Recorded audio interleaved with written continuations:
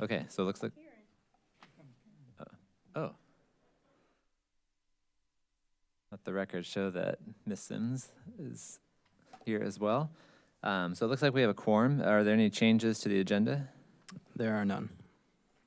All right, approval of the minutes. Approval of the minutes from the October 17th regular meeting of the Plan Commission. Any comments on the minutes from our last meeting?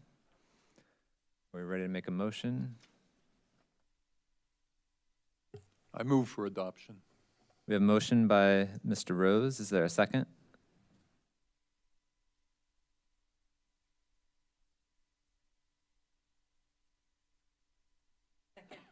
Second by Ms. Sims. Any discussion on the minutes? Any changes?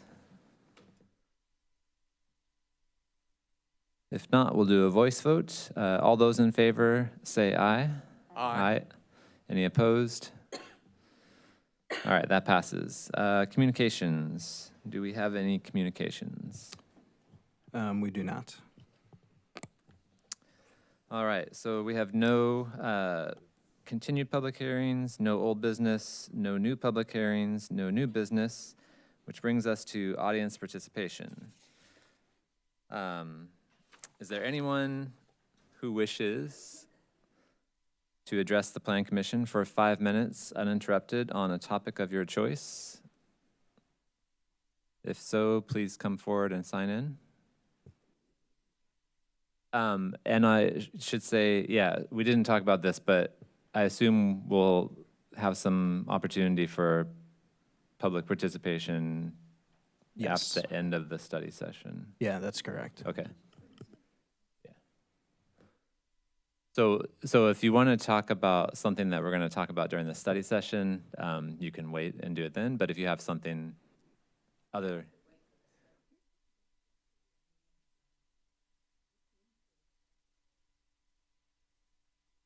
Sorry, go. Ms. Hopkins?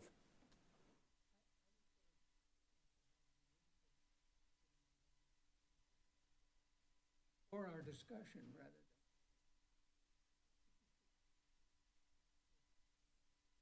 Yeah, however we want to do it is fine. We've been, Right. I guess we've been waiting for people to get the background material of the study session and give them a chance to comment. But we have a couple people we can take comments at any point in the study session that we'd like, I imagine. But yeah. Okay.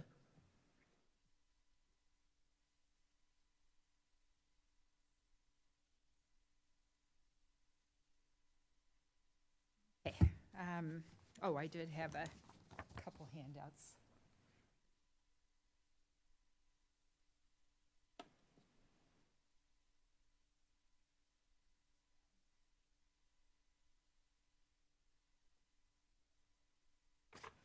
Oh, yeah, here's the rest.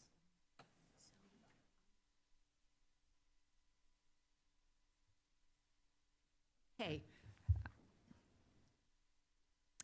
At the last Plan Commission meeting, I learned that the Imagine Urbana Comprehensive Plan lays out the case very clearly that in order to have financial viability, we're going to have to become more of a, let's say, bedroom community.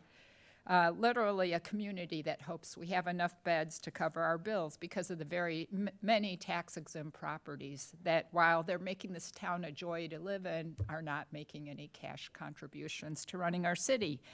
So if being a bedroom community and a residential haven is our best future, I want to say that we need to own that proudly. And we certainly can hope that with the beds is going to come other great things such as retail and even nightlife.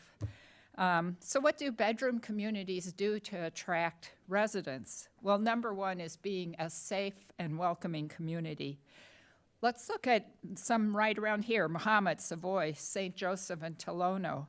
Every one of these Champaign County communities have passed a 25-mile-per-hour speed limit for their entire community in the last few years. And that was just a step to make sure that people passing through their community, as well as those who live there, respect the residents who live there, and secondly, see what their downtowns have to offer by moving more at a human speed. But it's not just sleepy suburbs that have passed 25-mile-per-hour speed limits. It's other bedroom communities like Cambridge, Massachusetts, Boston, Seattle, Knoxville, Tennessee. In fact, at least 22 states do have a default urban residential speed limit for their entire communities. And it's not just the eastern progressive communities. The ones that are 25 or less are the lighter ones. The darker ones are 30. You can see here that Illinois is a darker one at 30 for the urban speed limit.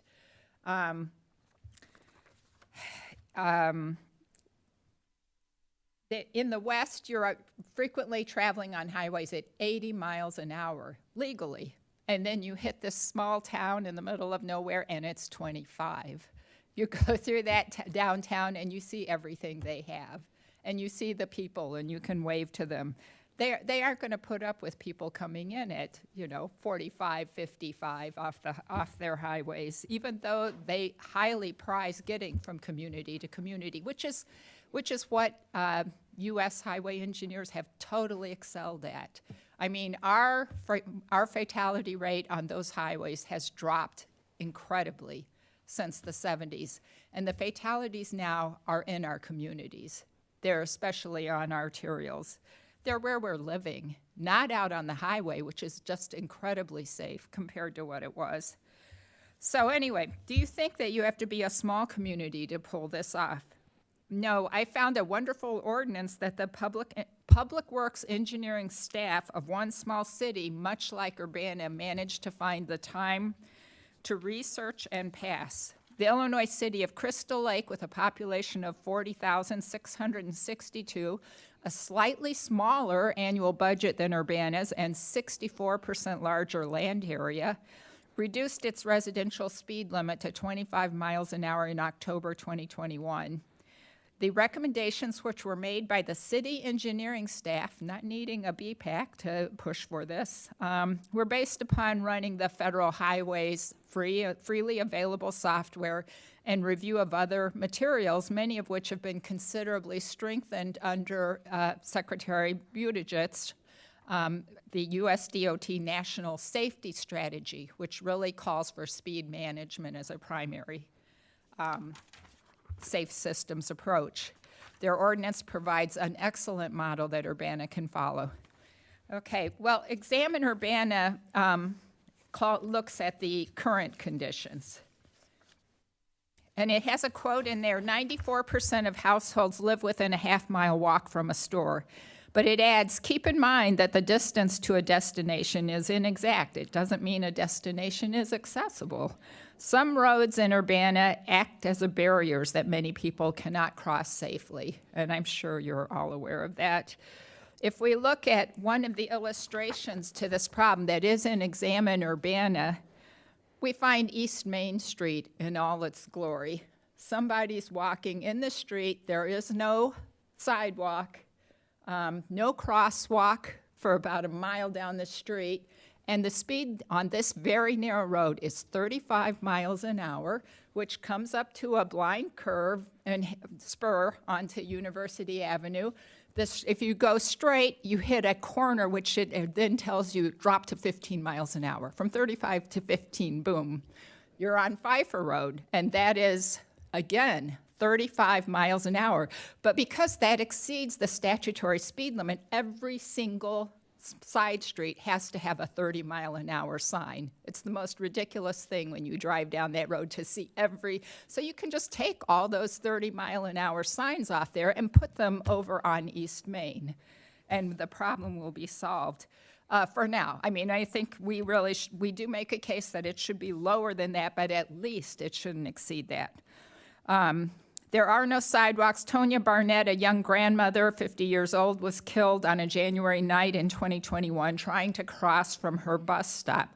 The nearest crosswalk was a 5-minute walk away. Because she was not in a crosswalk, she was not expected to be visible. No fault was assigned. And the street is 35, so of course people are driving 40. They were not able to tell from the bus video what the speed of the car was, just that they were all doing the same.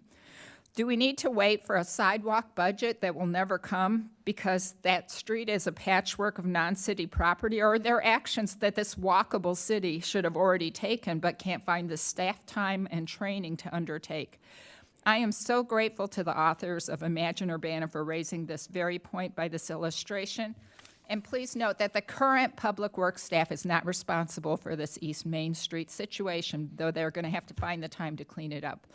Another one is Vine Street at Water, where Joseph Wilski, a retired news photographer living in a downtown Urbana apartment, was killed after shopping at Schnucks.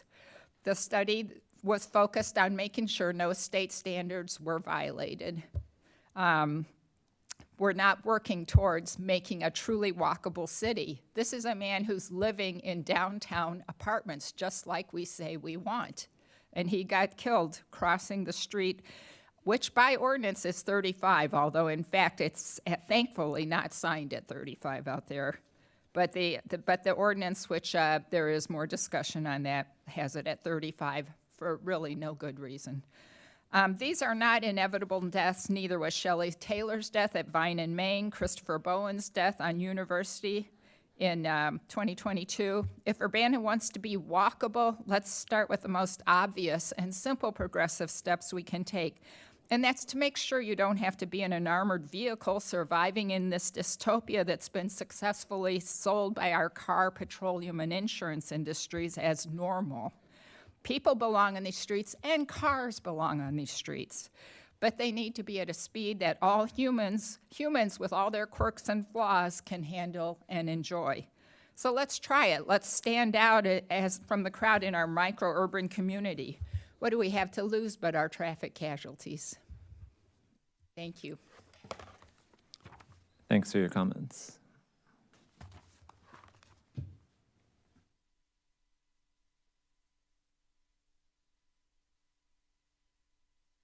I came to speak during the study session about incremental development, but since that was such an impassioned speech, I had to respond.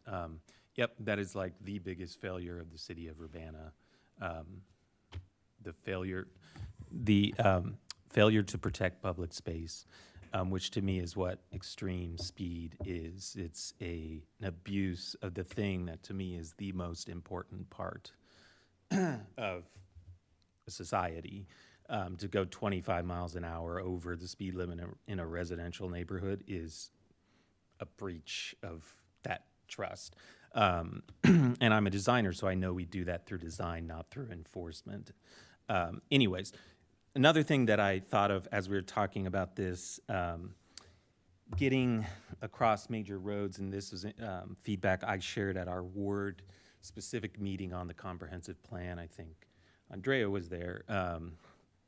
The thing that's odd to me about these comprehensive plan maps of the past, I don't know what the one will look like here, is that they tend to divide things along roads, districts.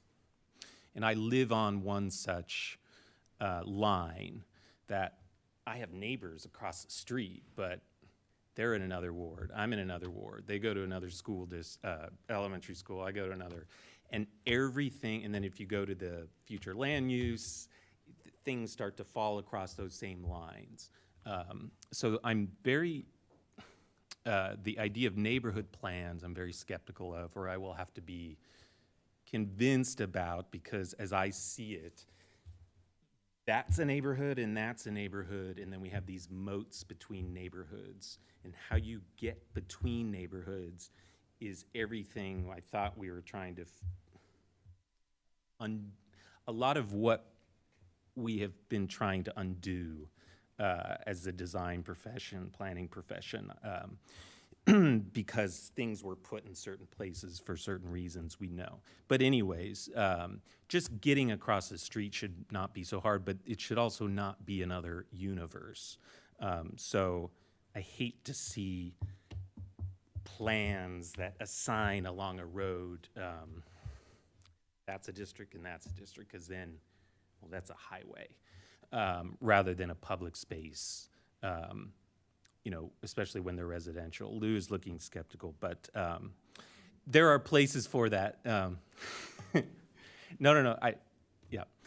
Anyways, that's all I have to share. I live on one such, a residential collector that has extraordinarily high speed and is one neighborhood that has a road through it. So let's work on connecting neighborhoods. I think neighborhoods in Urbana are fairly coherent, and a lot of the feedback is that we love our neighborhood. So sure, maybe we need to address needs of a neighborhood, but how we lace the neighborhoods together feels very important. And so I endorse the sentiment of the previous speaker. Thank you. Thank you. Can we ask a question? Sure. Okay. Mr. Huber, there's a question for you. Actually, I agree with you. I'm trying to figure out the details. Yeah. So where do you live, if I may ask? Washington Street, Okay, between Vine and Philo. yeah, okay. Yeah. Your claim that our maps use streets as dividing lines between future areas, I The don't pre- think it's that simple. I don't see No, it of that way. course, everything's not as simple as, Yeah, okay. making And, statements to the public. No, it's not specifically to that street, but there, if you look at the commentary of the future land use map in the previous comprehensive plan, to the south of Washington Street, I believe it says preserve suburban character, and then to the north of Washington Street, it says something preserve historic, or sort of, it's like, anyways, it's, okay, there are different designations in which, but the reality is, like, regardless of the pattern of development, or the period of time in which things were developed, that's not sort of the way neighbors sort of get along with each other and socialize. So if that neighborhood is- boundaries are very fuzzy. I Yeah. argued about this neighborhood plan idea before. I agree with you. I wanted to Yeah, get a little more specifically what you were talking about. yeah. So corridors and how we connect across corridors, I guess, is my desire. Thanks. Great. Thanks for your comment. All right. With that, I will assume that, or I'll declare that audience participation is closed, at least for now. We'll have an opportunity for the audience to participate during the study session as well if there are additional comments. That brings us to staff report. Do we have a staff report? Just a brief note, the text amendment case that you all had forwarded on to the committee of the whole that was supposed to have gone this just past Monday, that meeting was canceled. That was going to be the only item on the agenda, so they're having a special meeting on Tuesday, the 12th, to where that will be discussed at the committee of the whole. It's on the 12th because the 11th is a holiday, so this upcoming Tuesday is when the committee will hear that. Okay, great. There was also some discussion before the meeting, wondering if there was any updates on the Hope Village project. Do you know what's the latest on that one? So the latest is, I actually went down to our building safety official earlier and did not catch him in his office, but I was going to ask him the same question because we got a letter about that just yesterday. As far as I know, they have applied for some building permits, and they've either already started building out the community center because they had built out sort of the shell of it, but now they're getting to the interior of it. I don't know if those permits have been approved for them to do that work yet, but it is in progress or in the pipeline. Are there any questions about that? Okay. Okay, great. So that brings us to our study session where we're going to be talking about incremental development, walkability, and future land use descriptions. And I'm assuming we'll start with a staff presentation or something? Yeah, I'm gonna, I'll run through, I've got some text and images and things, but we can, you can stop me for discussion at any time, but I do have sort of some breaks built in here Okay. for discussion. So here's the agenda for tonight. So we'll do a brief recap of the September 19th study session and then the last study session we did, which was on October 17th, and then get into those discussion topics: incremental development, infill, and briefly on annexations, then talk about walkability, future land use categories, and then give some updates and sort of talk about next steps where we're at. So just to recap, back on September 19th, we talked about housing needs. So we had Braden Belcher, our grants management division supervisor. He presented at that meeting. I wanted to, let's see, I do have a recap. So what we heard at that meeting, I think the big takeaways from that meeting were that we needed to add some more principles and criteria to the plan to help us guide our decisions that would help us support the types of investments we want to make to allow more housing, to add more of what we already know about housing to the plan. So I think Braden had mentioned things during his presentation that weren't actually in the plan that would be helpful to add. And then to sort of tap into and aggregate housing data that is likely out there. So the way what we've been doing since then, so we are adding more to the plan and more sort of policy direction and such. Also, Braden is reaching out to, or has reached out to, local housing providers that we work with to see what additional data might be available. And we've been sort of developing, kind of along with what I just said a minute ago, sort of developing principles that would help guide our decision-making going forward. I did go through, because I was kind of curious, I did go through Examine Urbana again to see if there was anything in there that might, any housing data in there that might sort of help guide us, but I didn't really find anything that I thought would really get us to where we want to be in terms of having the data that, that can help us make decisions. So if it's not an Examine Urbana, we might not have it, or we might, whoever we talk to put that data together, might not have it, but we're still, like I said, Braden's reaching out to see what kind of data is out there. So I know it's a long time to remember back to that study session, but if there is anything that I didn't cover right there that were sort of big things that we need to address, I'd be happy to hear them. And then the recap of the 1017 study session, which was about Urbana's role as the economic driver. I apologize, I don't have my notes because I accidentally deleted them out of my slide earlier, and that's why we should save multiple copies of the same thing. So I can't remember off the top of my head what the main takeaways of that are. We can talk about those next time. I do remember one big takeaway is that downtown is not the economic driver of the city. It's potentially an economic driver of the city. So we heard that loud and clear, and I believe we are retooling this big move. And actually, one thing, and I'll get to this later, but one thing we've been doing is doing a lot of editing to the plan and sort of I'd say tightening up these big moves based on feedback we've been receiving. So if anybody has any comments now sort of on those previous study sessions, we can talk about those now before we move on and get into the... Sure. You want to pause for a second? Does anyone have anything to add on what Mr. Garcia has summarized so far? Mr. Hopkins? So this is an instance for a general principle that we need to talk about. It would be efficient and valuable to share incremental changes.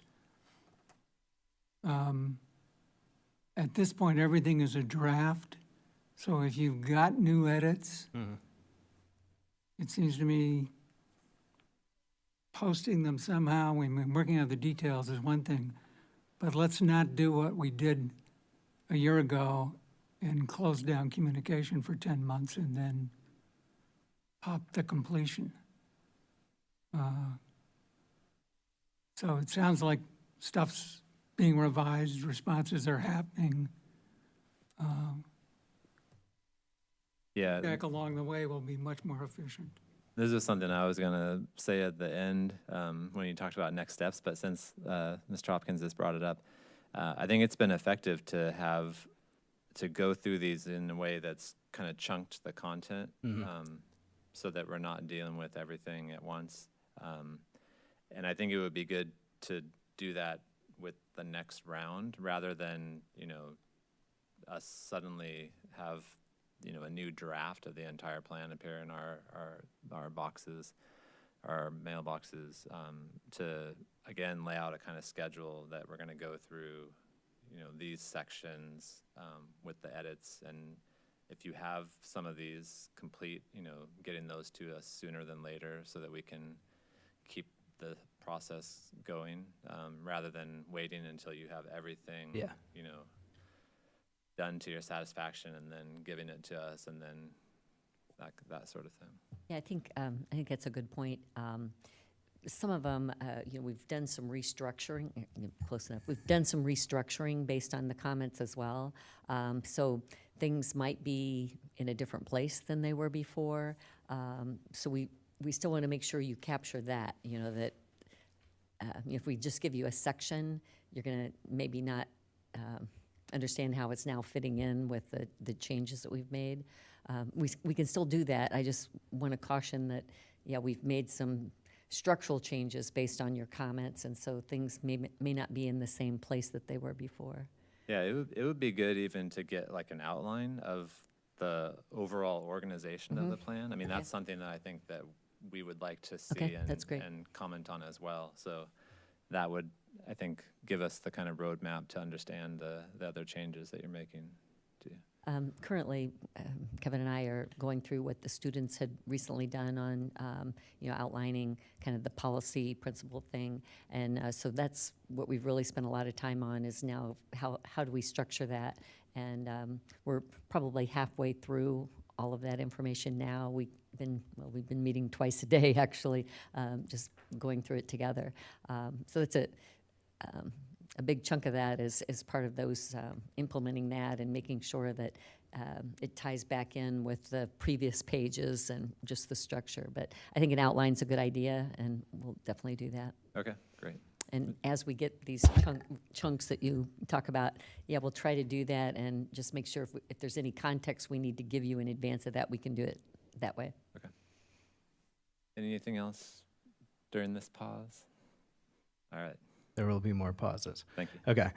So yeah, tonight, mostly covering, what we're covering tonight is going to be really touching on Big Move 6 and Big Move 7, and then moving on to those future land use categories.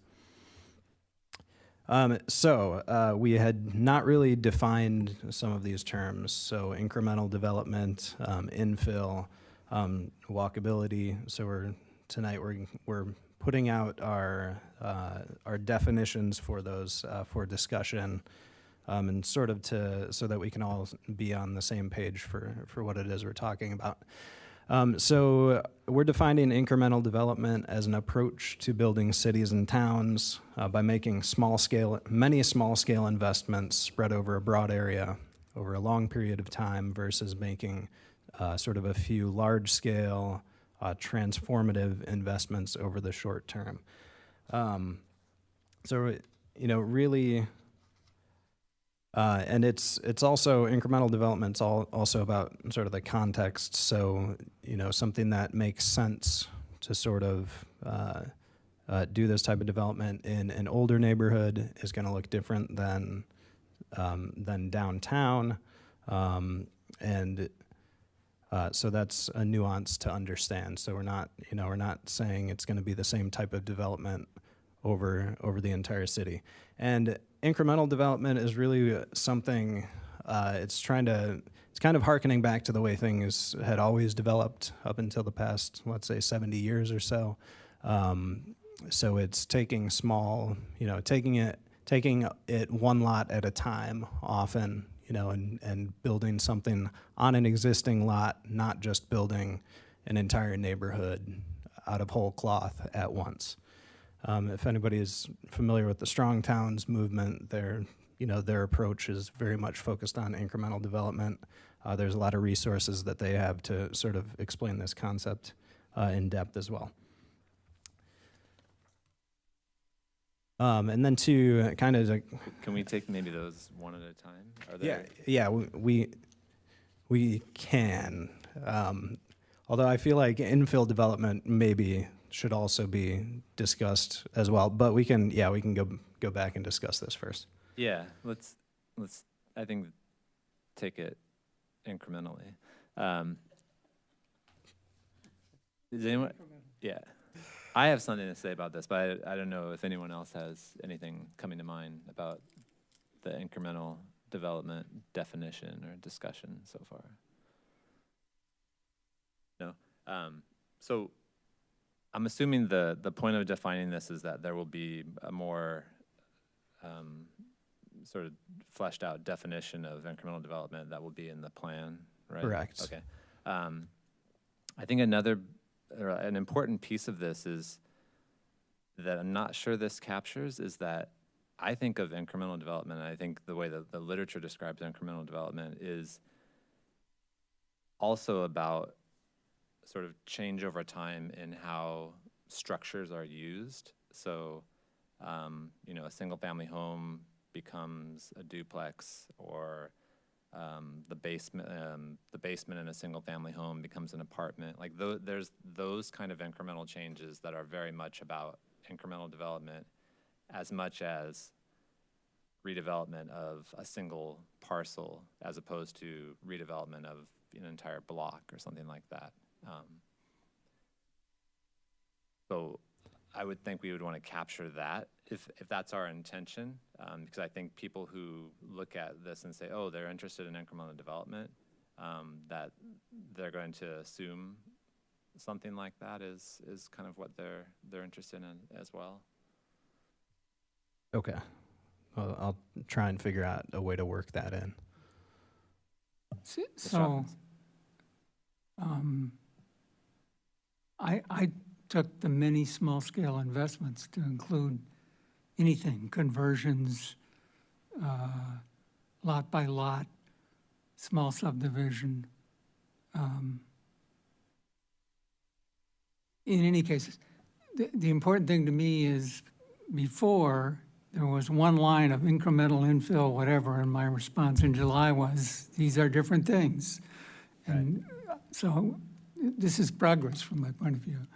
I'm not disagreeing with wanting to make sure it includes this. I'm just saying it sort of works. The other thing to remember is that one of the ways to make incremental development work is to have frames for the big investments in order to know how to do the incremental development. So for example, knowing where we have sewer capacity, or knowing where the break point is that we need to add an interceptor still matters, even if we think of the development that's going to occur for that as happening lot by lot or street by street or whatever. So where this gets fit into other parts of the plan, we have to make sure we don't undermine the notion of creating long-term frames for what, in the long run, include big changes. Sewers being the most obvious, but drainage, detention basins, street layouts. I think Connectivity. mobility too. To our, the comment that we heard earlier. If we're talking about places changing incrementally over time, thinking through how the street networks that provide access to those places might need to change over time. And so I think this relates to a need to build out the future land use descriptions maybe a little bit more, which we'll talk about later, but build those out more so that they are not just talking about use, but they're also talking about, you know, what does the public right-of-way in these different future land uses look like to accommodate the kind of change that we're anticipating, incremental or not, but certainly if we're prioritizing incremental, then. Mr. Rose? If we compare incremental development to transformative big project development, it seems to me that if there's to be a transformative one, the document would provide guidance on what we want to do, kind of where we're going there, what's the intent. But it strikes me that incremental development would benefit from the same provision of direction to it, rather than, I'm not entirely comfortable thinking incremental means haphazard and whatever happens.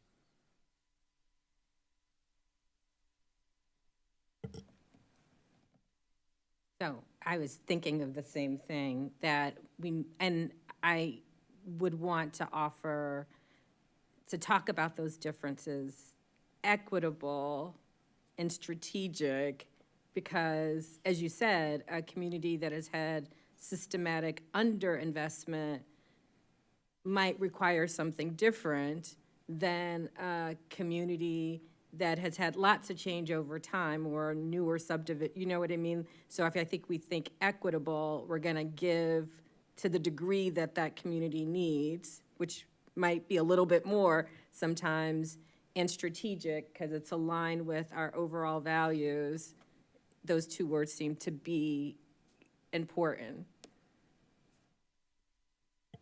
Yeah, a lot of people, when they talk about incremental development, they also make a distinction between who is doing the development. And so is it people from within the community, or is it people coming from outside the community? And so I think part of this, back to Mr. Rose's comments, is, you know, again, making sure that our future land use descriptions address not just land use, but they get into things like the character of development, so that we're sending the signal about what kind of development, incremental or transformative, that we want to see happen in these different areas.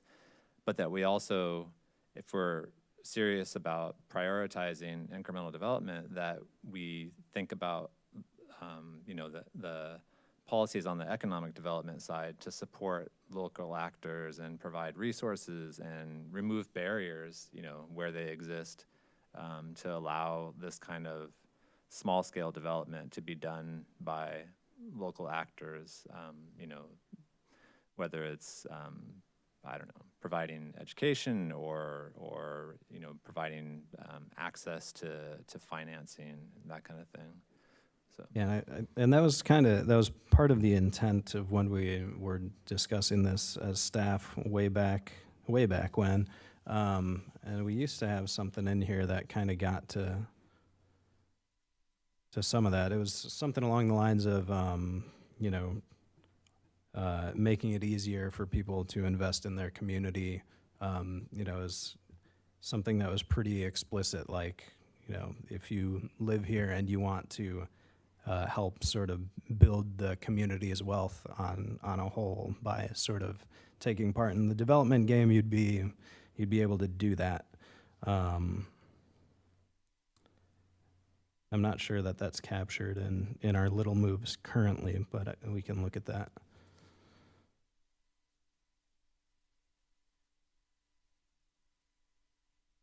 Yeah, I think it says simplify the permitting process for residents to invest in their properties.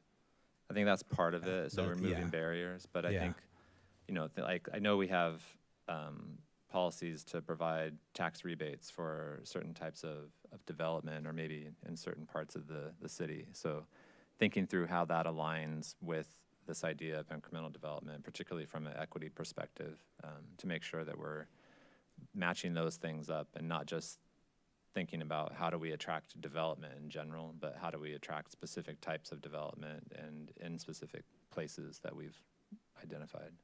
Right. And I mean, yeah, part of the, not to go too tangential or anything, but, you know, part of the reality is that for the big transformative type developments that happen is that, you know, most local folks don't have the capital to do that. So it's almost certainly going to be coming from outside the community. And while that might help our tax base, and we're okay with that, we need more tax base, it's also, you know, that's money that a lot of that, whatever rental income is leaving the community, so it's not staying here and really, you know, churning and helping build the community's wealth as a whole, so. Any other comments on incremental development so far? All right. Okay, so on to infill development. So let's just start with the basic definition. So we're just saying is development that occurs where infrastructure is already in place. And then I took a direct quote, I believe it's goal 34 from our existing comprehensive plan that says, encourage development in areas where adequate infrastructure already exists. So this isn't a new concept. It's something that's already on the books. But we just want to make sure that we've got a common definition for it. And I like basic definitions if they work, and I think this is a basic definition that does work, but we can discuss. Yeah, I agree with this notion of definitions. Some of the definitions may be a definitions appendix like we have in the zoning ordinance. Well, we do have that in this. Yeah. And I believe I've added these already as placeholders too. And then Okay. the other thing on the online version is that we have hovers over words, and so if somebody's reading through it, they can hover on a Yeah, road and right. it'll take them to the definition as well. So that's great, but I think we Both still ways. need an appendix It's because some of there, us aren't yeah. modern enough to figure that our definitions pop up. But the other thing I think to say is that the definition and the statement of encouraged development in areas where adequate infrastructure already exists is a more specific definition than infill development often connotes. So I think we also need to be clear in the plan, as you say, we've been for a long time, that we're not taking a narrow view of what infill development means, which some people would say it means filling in that vacant lot on Montclair that's been vacant for 75 years and is the only one left in the University Downs subdivision. So that kind of infill, that's what some people think of as infill development. And I interpret this to mean that's not what we're talking about. We're talking specifically about encouraging development in areas where adequate infrastructure already exists, which is, in my mind, a great concept.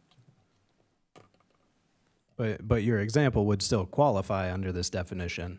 Right. But that's not the only, yeah. Exactly. Yeah.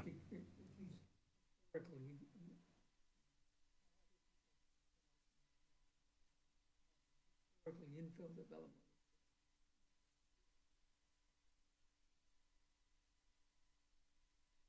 All right. And I do want to kind of make a distinction between infill. So infill and incremental development are different things, but they're often going to be the same. You know, they're often, a thing can be incremental development and also infill development. That's probably going to happen a lot, but they aren't always tied together. I just want to make it distinct.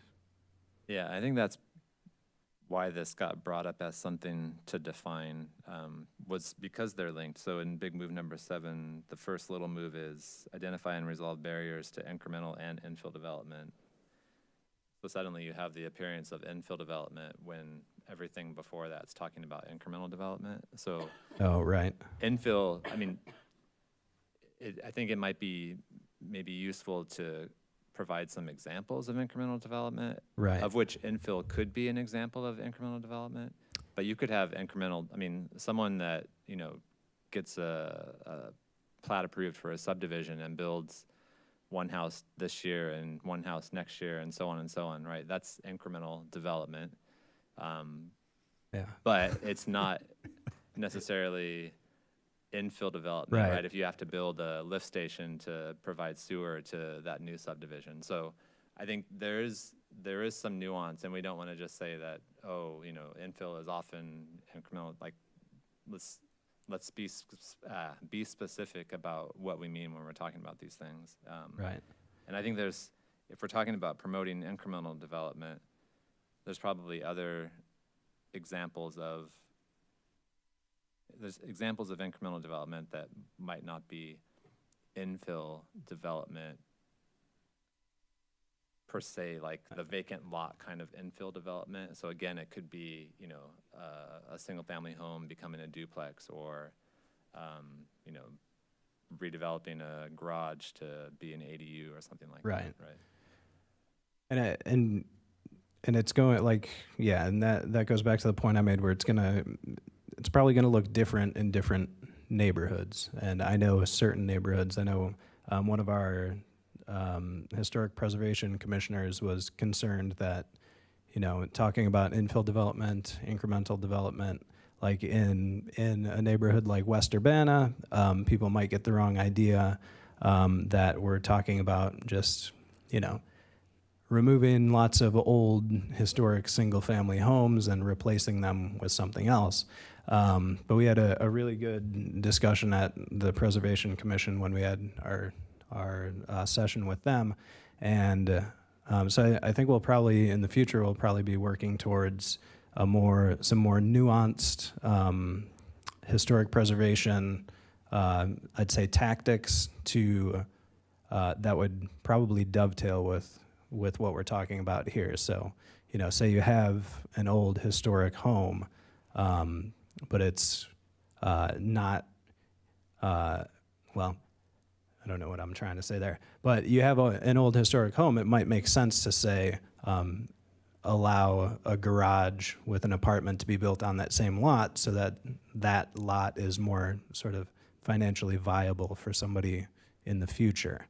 So that's the kind of things that I'm envisioning, and it's going to be neighborhood specific. I don't know that we'll be able to get into all those details for every neighborhood in this plan, but we can say, here's what it might look like in, say, an older neighborhood versus a newer neighborhood versus downtown. So yes, I think examples, we do need to have examples of that. And so speaking of some just examples, if you're thinking about some of this stuff, so 200 South Vine, just north of us, I think that would qualify as, I'd say that's incremental and also infill. You're kind of going from, say, a bit lower density neighborhood over here, but it's got some apartments and things in it, and then you're kind of scaling up. So another part of incremental development is sort of the appropriate scale too, which I don't think is in the definition. We might need to work on that. But the Gather at University and Lincoln, definitely infill, not incremental, I would say, because it was kind of replacing, it's kind of big. It's sort of out of scale compared to what existed before. It wasn't going from a 3-story apartment to a 5-story apartment, which would be more incremental. Those are just some examples to think about. So I think we need to separate the conversation about definitions from communicating concepts and intentions in the plan. So I would argue that it makes no difference whether you and I agree on whether 200 Vine or Gather is incremental or infill. What matters is whether we can communicate in the plan what we want, and whether we want 200 Vine or we want Gather for what reasons. So when the Plan Commission 8 years from now has a case, they understand what the intent for that place was. And the student teams are working on these questions. And I think you are too, but let's remember to get beyond focusing on these, sort of one-line statements in the current draft and think about how we're going to communicate these concepts. Because you've demonstrated the task.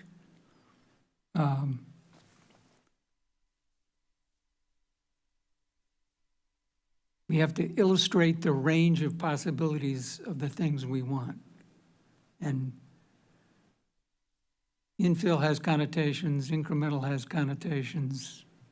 We may need to use some labels as headings, but the content of the paragraphs that follow and the images that follow is what matters.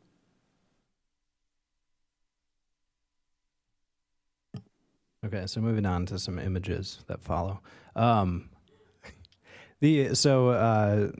Some of the students pulled some sort of examples, and I like this graphic because it kind of shows you sort of a continuum. On the top is sort of a continuum of residential types of development. The bottom is commercial type of development. And this kind of shows the least intense sort of type of development on the left going up to sort of more intense things on the right. We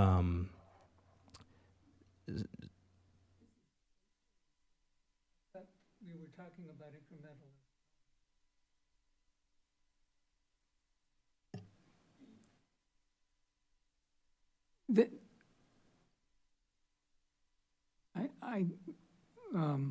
I hadn't seen this graphic, but I don't understand what's incremental about this. Yeah, and I think it probably needs some explanation. I like it because it looks pretty nice. But also, yeah. So yeah, I mean, if we had something like this that could kind of, or something similar that could kind of show you sort of the development types that would fit in a certain neighborhood, I think that would be nice. But so this is kind of showing that. So the increment here would be, say, if you had a duplex and you wanted to sort of do something incrementally more, I guess, more intense, you would do something like a multiplex or maybe like a townhome. If you had a neighborhood that was just all cottages, it might not make sense to then throw in a bunch of townhomes because that's sort of a pretty far or a much more intense thing. So yeah, this might not be the greatest graphic, but it's kind of one of those continuums. I think it that's- illustrates something, particularly on the commercial side. Yeah, So the commercial one's good. let's say that you have an area, or let's say that you have a couple of food trucks around town. So someone sees that and they think, oh, I should go build a huge mixed-use building, right? Because it seems like there's, potential businesses that would locate there. So you're totally short-circuiting all of these steps in between that would be a more incremental approach where you have, a few food trucks. So you develop a lot where you have the food trucks that are located and you put in some furniture, right?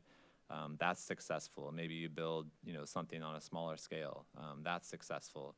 Working your way up to a mixed-use building to accommodate this retail activity that's grown over time, as opposed to something that is much more speculative at the start. And I think that's a piece of incremental development that people talk about. Is it something that is satisfying current needs and demands for a community, or is it something that is speculative, that is saying, we will go get all of this capital and make this huge investment, and let's hope that there are people to rent these apartments or people to fill this retail space. So that's another aspect to it, which is both time but also space in terms of the scale and the type of development that's happening at different points in time. And I think the residential one doesn't work as well, but you could do something similar with, again, you know, a house that is occupied by a single family, right? And then you make an apartment out of the basement, right? And now you have 2 units, and then you convert the garage into something, and you have 3 units, right? Maybe a little bit more realistic than, you know, you have a cottage and then you tear that down and build a duplex and tear that down and build these other things, right? That Yeah. doesn't really happen like that. But Yeah. So I think these 2 graphics convey something else, which is the top one is mixed residential. And that's an example of what I think we're trying to say we're okay with, not as something that's changing necessarily, or we'd be okay if all that got built at once. At least that's what I interpret the draft of the plan to say. If we could get somebody to transformatively do a whole bunch of that somewhere, that'd be okay. Well, I mean, we do have areas where there's Yeah. lots of land served by adequate infrastructure where there's nothing. No, I understand. So yeah. I mean, if somebody did this, if somebody did 40 lots and did some mix of this top thing, we would be good with that. Yeah, But that's not okay. incremental development. No, that's not. That's That's infill. why- Speculative. Yeah, I mean, mixed that's, use. That's what I'm saying. Yeah. To me, when I saw this graphic, I assumed we were going to be talking about mixed-use development. Going to look, oh, Yeah. that's a nice graphic, and it communicates a particular notion of mixed residential. It's I think- almost, yeah, I it's think- almost exactly your description of mixed residential. It's even got live-work in it. That's why it doesn't work that great for residential. Yeah. I think what it's trying to convey is that in a residential neighborhood, you wouldn't want to go from having, you know, something that's mostly detached single-family homes to suddenly having these live-work kind of spaces, right? If that's your end point, right, you want it to be something that happens incrementally, gradually over a very long time period, particularly in a neighborhood that's built out. So, yeah, I don't know. It doesn't work that great for residential. But Yeah, I don't and- think this is anything that you're just saying that was going to be, you know, illustrative to include in the plan, but no, we're not going to include this in the plan. It was here for discussion, to Yeah. generate discussion, and it's doing that. Good. I think what you would really want to see here, and I'm sure there's stuff online of people who have done this, is if you could just hit a play button and it would go from all of these lots being sort of, you know, undeveloped to slowly, like, a lot gets filled in here, something gets built there, time goes on, the house decays, it gets replaced by something a little bit, you know, more intense or whatever. We challenge students to do that on Monday. yeah. Or a neighborhood that's built out and there's a vacant lot, you know, and over time that comes to house a duplex, right? Yeah. Something like that. Yeah, so let's move on to these next things. So here's an illustration, and this was from a Strong Towns article online, and they were specifically talking about solving, maybe solving homelessness through making some pretty small housing. They're calling it micro housing because, you know, planner types like to invent new terms that you have to define. But, you know, in this example, it's kind of showing you've got some existing buildings in gray. This is kind of an ideal. This isn't an actual neighborhood as far as I know. It just looks like an illustration, but it's pretty good. So, and then this is sort of doing some infill. Maybe it's incremental, but it's, you know, adding things that kind of fit within the neighborhood. You look off to the right, there's actually a 6-unit building that kind of fits in with the scale. And it's just sort of kind of illustrating these concepts. Now, locally, we have some examples. I like using this one. This was designed by your fellow commissioner, Andrew Fell, several years ago. I think it was 2018, maybe. But this is one. So this replaced a an old house that was kind of run down. The 4-unit house, the building on the left used to be a house. It was incrementally developed into a 4-unit apartment building. To the right, there's a duplex that's been there for a long time. Just on this one lot, they replaced 1 unit with this 7-unit apartment, which, it fits in the scale and everything fits into the neighborhood. Just to look a little more context. So this is Green Street. Green Street's a really good area to illustrate a lot of these concepts because it's our mixed office residential district. And that district actually, as I mentioned during the text amendment case, it works pretty well to achieve this sort of properly scaled, but also mix of uses. So you see across the street, there's another apartment building with probably 6 units that's been around for, 100 years or something like that. But then there's also houses mixed in. There's also some commercial areas mixed in. This is down on Washington Street. This was just 3 single-family homes. The one on the left has been there for a long time. The one in the foreground on the right has been there for a long time, but it was rehabbed by Mr. Huber, who's in the audience tonight. He then got a conditional use permit from the zoning board to put a 2nd unit on the lot. You might notice it if you're walking by. If you're driving by, you probably never see it. It's not affecting the character of the neighborhood, but it's making good use of infrastructure that's there. It's definitely adding housing to the community, which we need more of. And it's making I'd say the long-term prospects for owning that lot better, since there's 2 units on it instead of 1.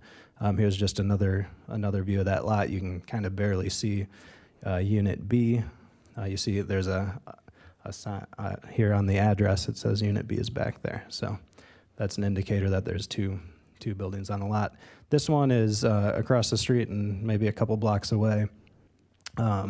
And this was a duplex that I believe replaced just a single-family home. So that's very modest increase in intensity, density. So adding 2 units where once there was 1, you see it's just next to houses on either side. Okay, that kind of concludes my discussion, or the discussion points. We can talk about it more if we want to talk more about incremental and infill development. I think we've had a pretty good conversation to this point. I think those local examples work much better to illustrate, what we're thinking and what is likely to happen in our neighborhoods than the rendering. Conceptual. Yeah. So sort of thinking summary points. I think we should explicitly say that we're talking about spatially fine-grained. My words may not be the perfect words, Yeah. but one aspect is fine-grained spatially, and the other is small changes over time. Yeah. Because that's what the examples you're talking about now are, and that's much more specific. The examples carry a particular story that isn't carried by the words infill and incremental. Well, and I don't want to get too deep into it, but that's, we talk about West Urbana a lot, but that's a really good example of a neighborhood that was developed back before zoning rules. So it was developed incrementally. You had a mix of different housing types. You might have a small apartment that went up here. These are all things that now are character-defining elements of this neighborhood. That's one reason people love the neighborhood. If it were built from the get-go of just single-family homes, people would probably love the neighborhood a lot less these days. So it's kind of, but then, then once development started being just big and massive and people tearing stuff down along Lincoln Avenue and putting up hideous apartment buildings, I can understand why people said, no, we should stop this. So I understand that history there. I think the challenge and what we want to do going forward is, okay, rather than just trying to preserve neighborhoods exactly as they are, which isn't healthy for any neighborhood anywhere, is to how do you allow those gradual changes over time so that so that all of our neighborhoods can be healthy over the long run, but allowing sort of small changes, but not changes that are going to really destroy neighborhoods. And there's a Strong Towns concept where they say that no neighborhood should be immune to change, but no neighborhood should ever experience dramatic change. So it's just allowing sort of, an acceptable level of change over time. Okay, jumping off the soapbox here. Well, and I think, accomplishing that in the plan will be helped by, again, adding more to the future land use categories that get into character. So we're describing the character of places and not just relying on land use, right? So describing, something that allows for both the single family home and the duplex that has the same bulk and massing as the single family home, that creates the same kind of character of the place, I think will be important in terms of, sending that signal to people who might be interested in doing this kind of incremental and often infill development. Okay. Just, not to point in a different direction, but we also got to protect, we just created the CMU. People my age lived in their single-family houses in that neighborhood. So it's not that we never do transformative change. And there are times and places where we should do that. And the edge of the campus is the hot spot for that. And there's some others elsewhere in the community. So let's not exclude that possibility.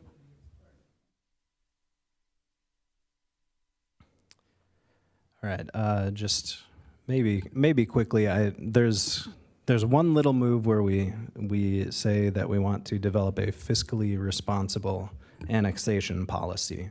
And I think there was maybe a desire to get into that a little bit more.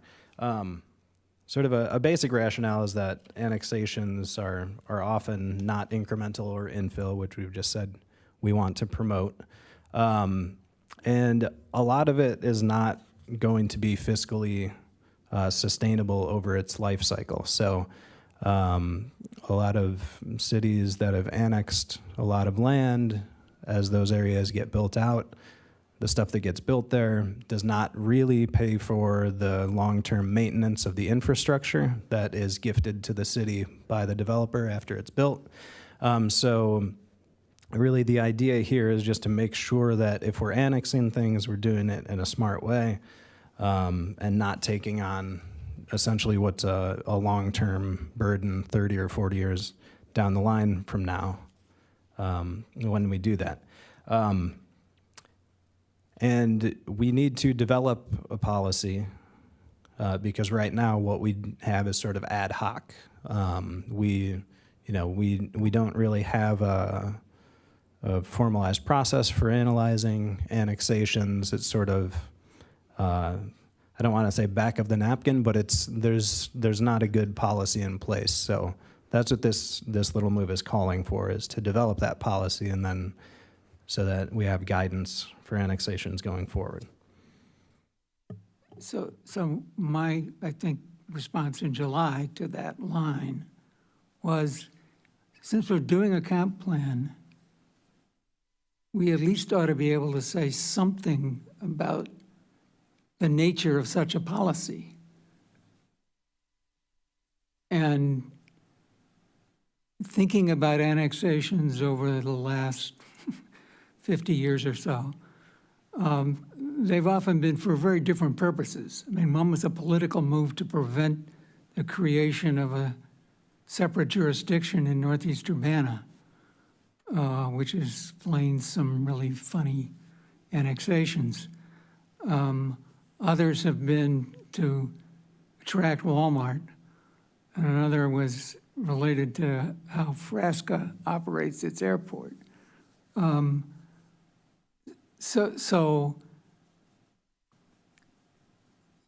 somehow we have to say something more elaborate than just fiscally responsible about. I think it just comes across as too simplistic. We need a paragraph about annexation, in other words. Any ideas for what would be in that paragraph? Well, So I'm trying to think. some things, so there's a specific agreement about this with the sanitary district about annexation. And it's worth including the 2 sentences required in the comp plan. So people know that, because, the plan commission in 5 years may have no memory of that at all. And that has implications for strategy in terms of the sanitary district.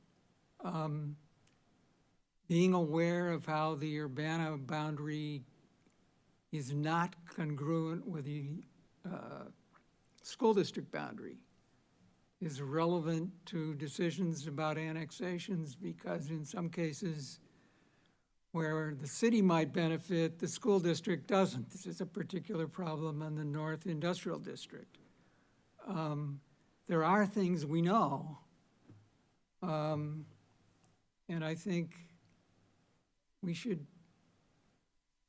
indicate that it's not that we have no idea what's going on here, which is what I take from the one-liner.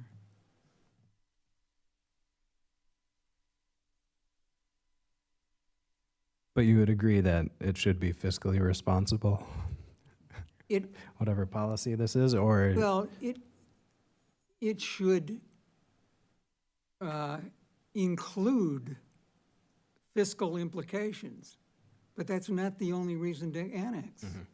And when we did the crazy annexation to prevent the separate jurisdiction vote, whether it was fiscally responsible was pretty much irrelevant. It was a way to figure out what's the most tricky, inobvious way along what zero-width lines to create an annexation that splits this area.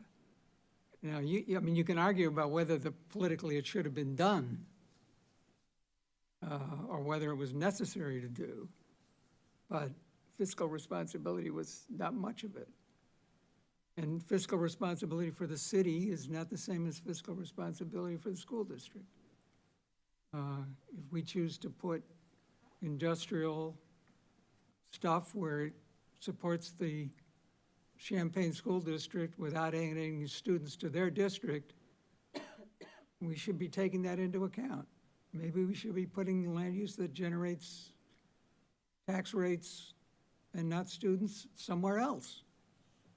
So it's, And maybe that means annexing some land that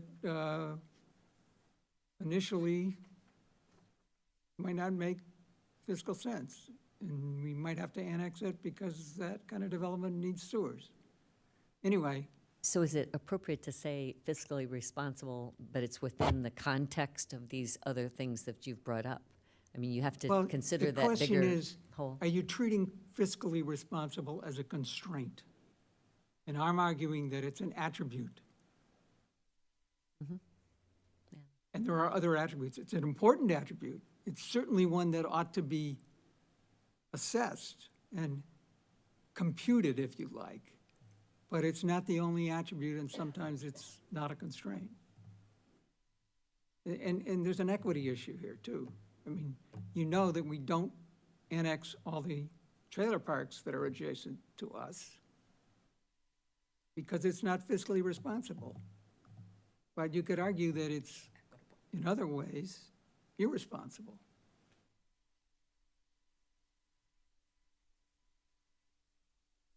And, and that's an issue that gets down to a whole lot of these other things of infill, incremental development, equity, fiscal responsibility, tax base,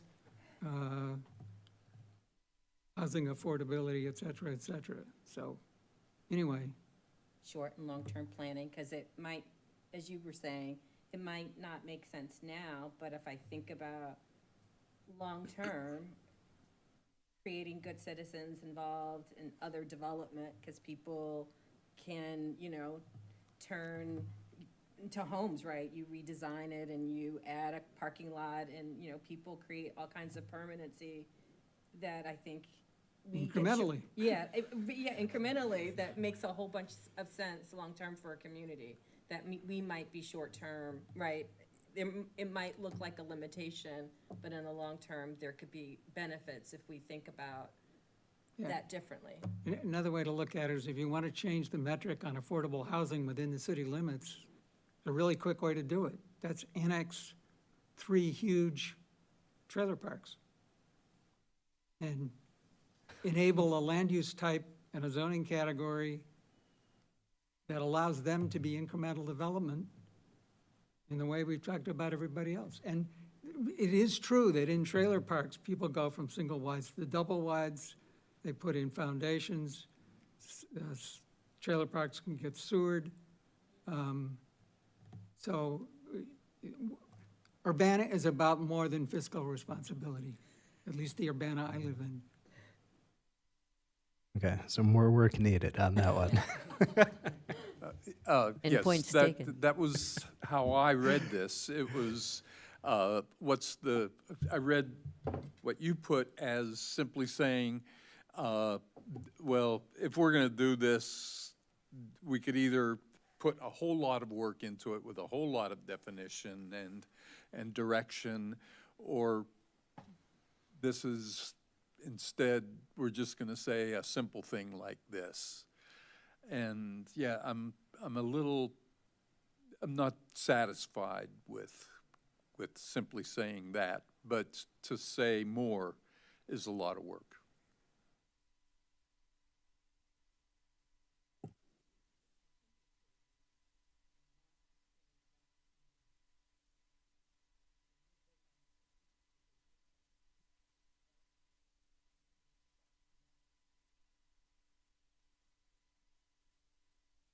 Okay.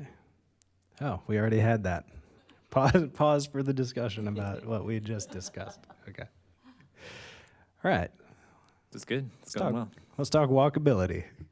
Okay, so I've been working on ways to maybe restate this big move, but I did just want to kind of state the rationale behind this. I think several years ago I wrote on my whiteboard in my office, I just posited a question, and it said, what if we didn't allow development in Urbana that didn't make it more walkable? So essentially, like, we shouldn't be approving developments if it's not getting us more to a state of higher walkability. I'm not stating this very well, but the idea is not, so it's kind of a continuum. And so we're not, with this big move, we're not suggesting that everything must be at the maximal state of walkability. It's really, we're talking about incremental walkability is what it gets down to. So it's making things better than they currently are. So how can we do that? So that's what we're trying to get at with this. So it's making things gradually better over time.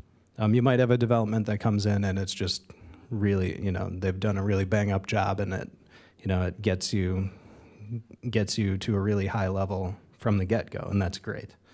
But so if you want a baseball analogy, we're not trying to hit grand slams on every pitch, unless we're Freddie Freeman of the Dodgers, and then we probably are hitting grand slams on every pitch. But, we're hitting singles, stealing bases, and taking walks.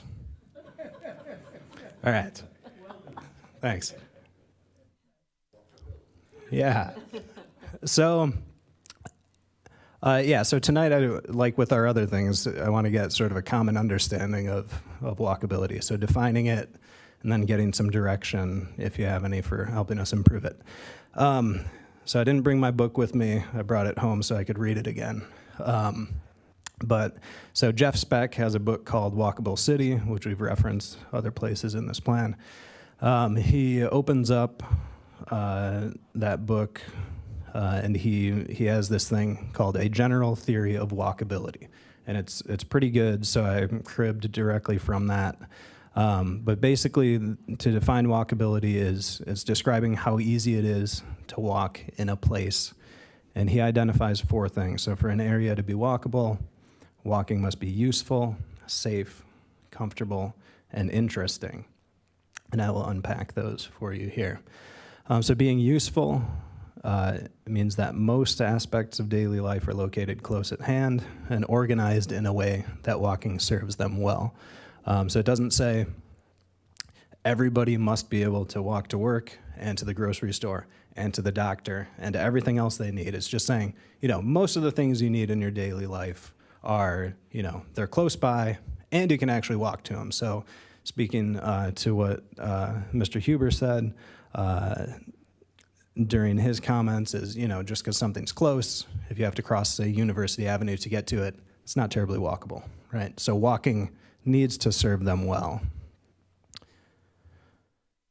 Safe, I love this because it's pretty cheeky, but it's safe means that the street has been designed to give pedestrians a fighting chance against being hit by automobiles.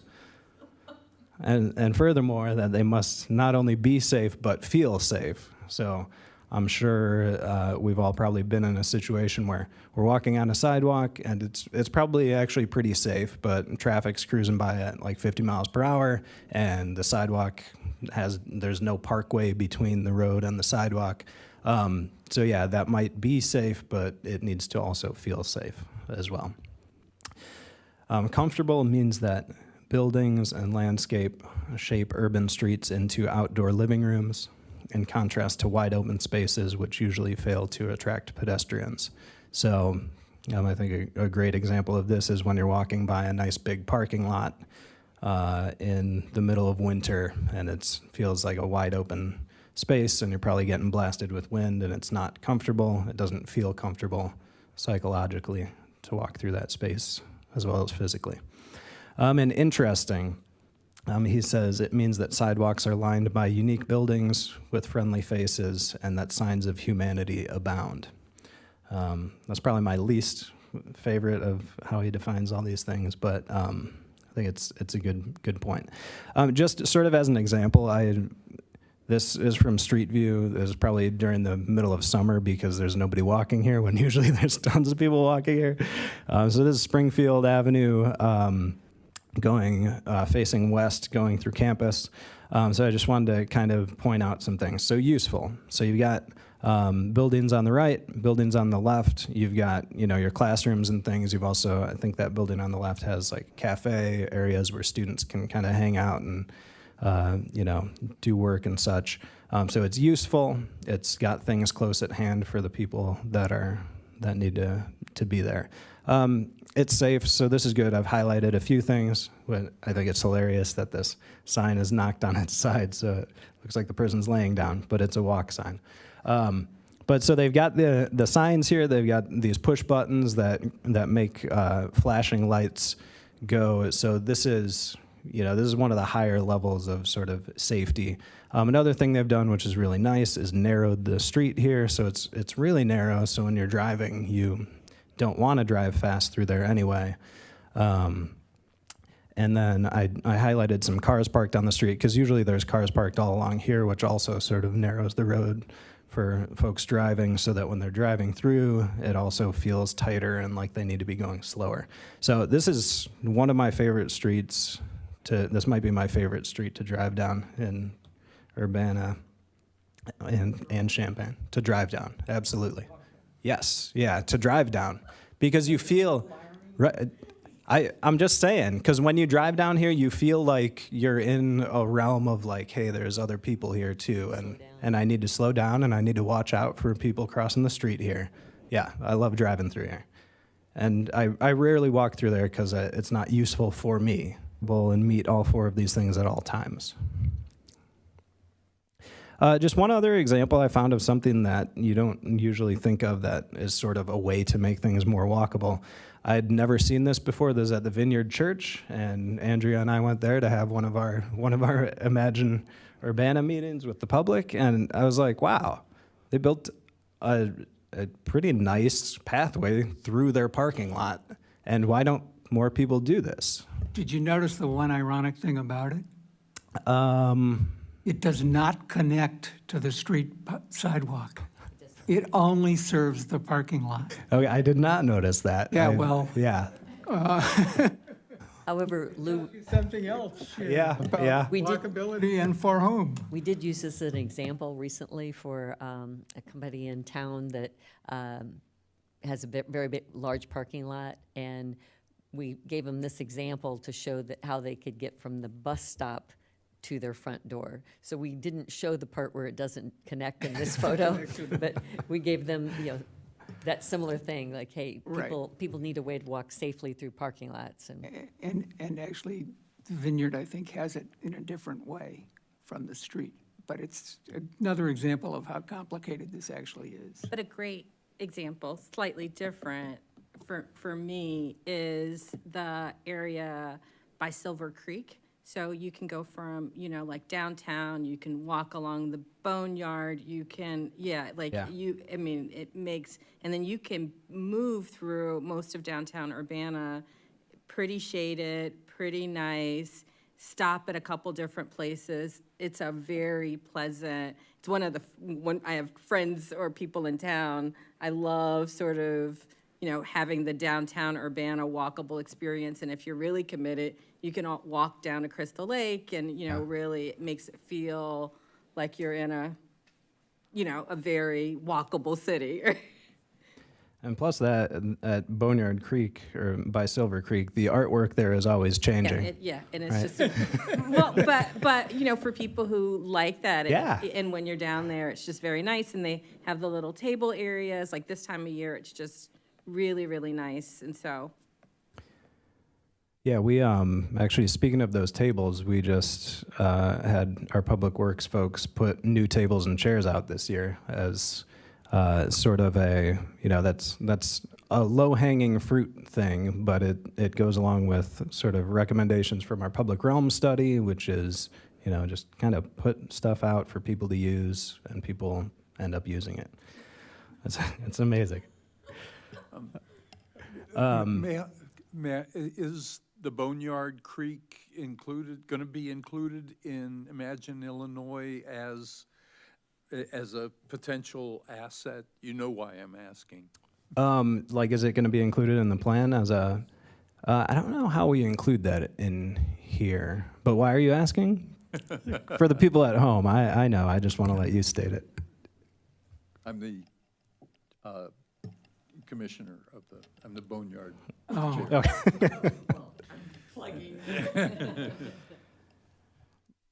I mean, there are a whole bunch of questions about this that include that, but it's not time to. Okay, and just sort of another example of sort of this incremental walkability. Just Andrea went out and took a photo of this along Philo Road. There's been a huge sidewalk gap that's been there forever. And Public Works just went out. This is part of the pedestrian master plan, just filling in gaps in our sidewalk network. That's a really important thing. We have great Public Works folks who they take the bike plan, they take the pedestrian plan, and they work overtime to, to make those changes and fill in those gaps. So. Just one more thought, right, around this. This is a great example around putting multiple thoughts together, but sidewalk going to be wonderful there.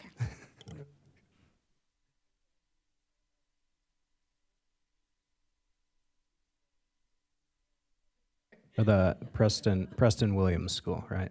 Is that Dr. Williams? Yeah. Oh, the new Park District building. Yeah, Okay, yeah. Yeah, so just east of Brookins. Okay, all right. Discuss. All right, All right. time for discussion, if we would like. So I love the examples that you put. However, when I think about walkability, I also think about and I'm going to put something parenthetical. How do we start rethinking conversations about neighborhoods that don't that aren't restrictive, right?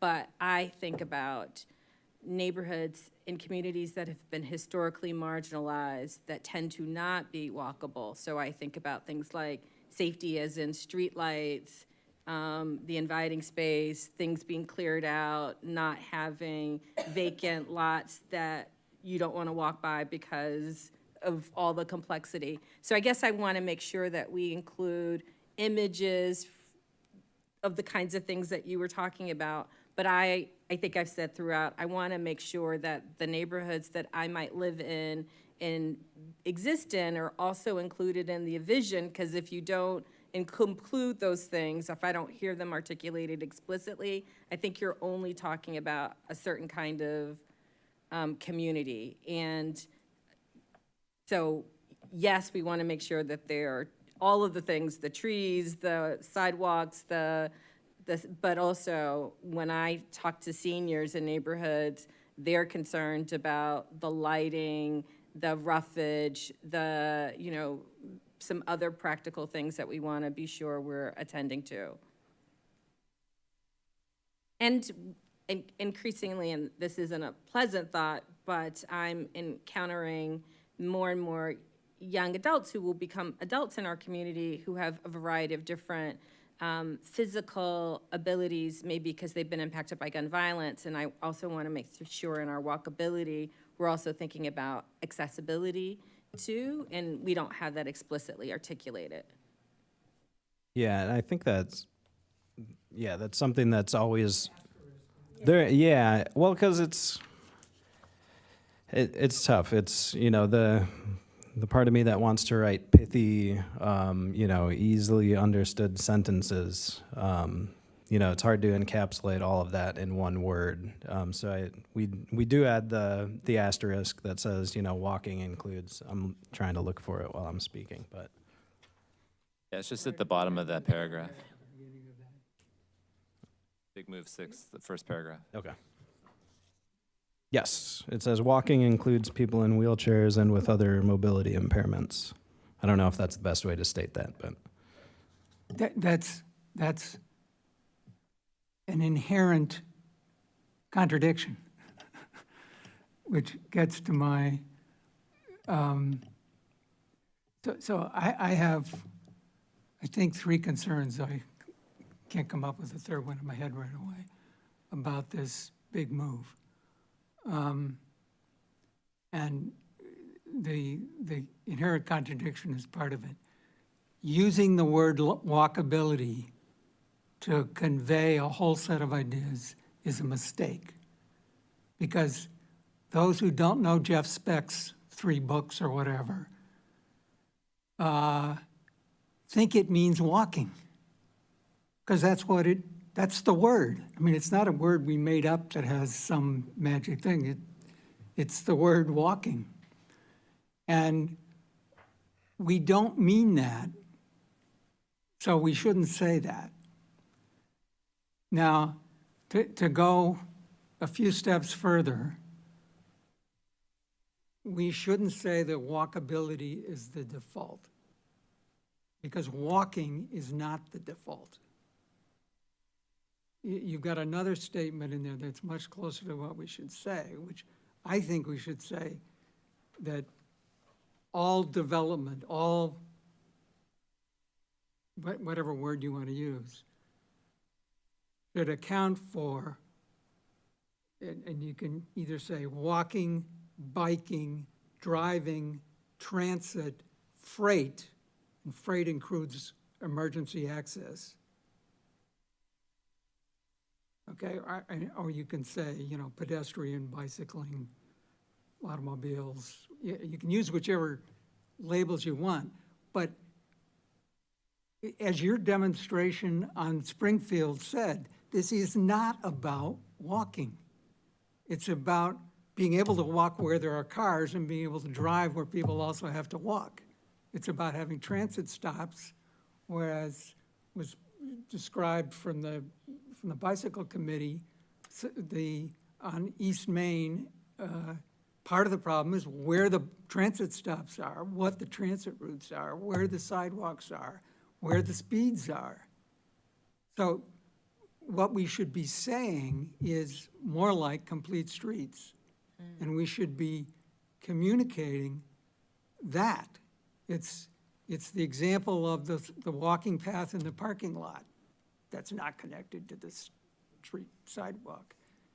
Yeah, it's the example of getting the transit stops in the right place and getting them paved with a counter so that people can stand away from the street where there's no sidewalk at the transit stop.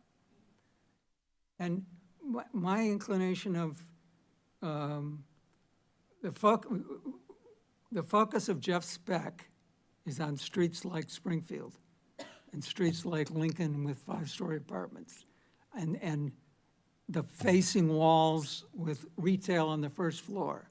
If you want to put retail on the first floor, join all the other vacant retail on the first floor all over Champaign-Urbana. It doesn't work in this community. You want to increase walking, but you also want to increase biking. You also want to increase the safety of the relationship between automobiles and these other things. So it's a communication problem as far as I'm concerned. Well, so the intent here is to really make a strong statement that this is the thing we're most concerned with, getting people around by walking. And I think that's not what we should be doing. We should be concerned about the whole thing because it's the relationships among them that matter. Sure, but that can that not be encapsulated in talking about connectivity in the other big move? Talking about Well, okay, connected if- neighborhoods. If you're going to have another big move about connectivity that talks about all this other stuff,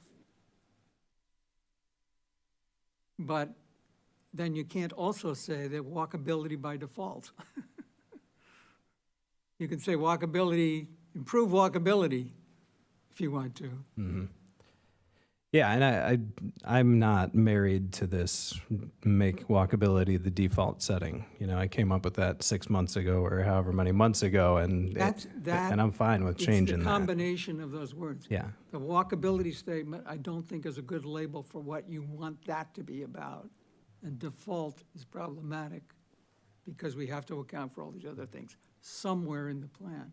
And from what we're working on with land use types, it's pretty clear that if you want to actually give examples, as you did with Springfield, you really have to say, here's how it works for pedestrians, here's how it works for automobiles, here's how it works for transit, here's how it works for bicycles, here's how it works for freight,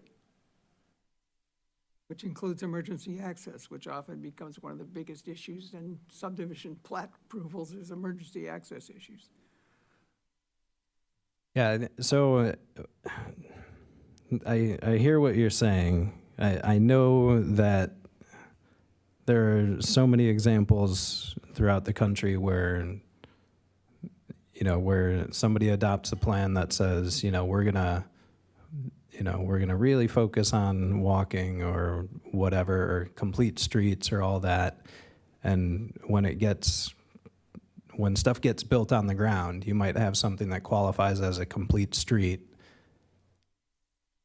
by, whatever definitions they have. And then there's still traffic going 40 miles per hour and there's still people getting hit and killed. So I want to make sure that we're not, I want to set us up for success by being really explicit about what we're going for. Okay, but, so one of the issues is walkability is about 25-mile-an-hour speed limits. That's about cars.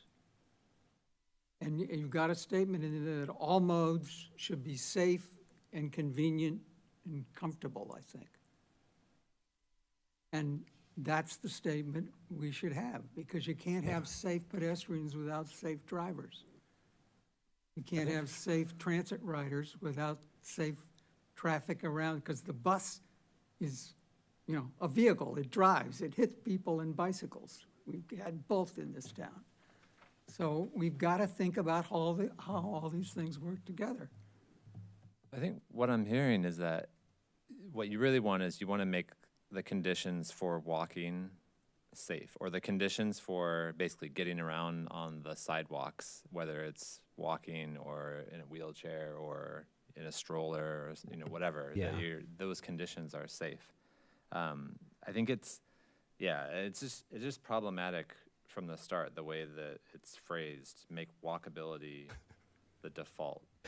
All right. I think it would be better to step back and just think about, like, Yeah. what is it that Yeah. we want to achieve Yeah. as a community? We want to create environments where walking is safe, right? It's not that we want to give the impression that we're anti-car. The reality is that as you demonstrated yourself, both in how you got to the Vineyard Church and how you navigated, or how you did your tour of Springfield.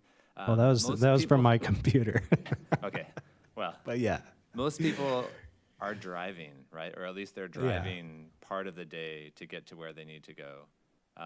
So it just doesn't mesh with reality. I know people, like this sort of catchy phrase of walkability. Oh, that sounds great. But can you go back to those 4 things that you went Yeah. through? Just the And, list. and if I could just interject, I think what Lou said ties back to what you just said, Dustin, about making it safe for, what we want to envision is that it's safe to walk in our community, but also it's safe to bike, it's safe to drive, Right. it's safe to, all of the things that Lou mentioned.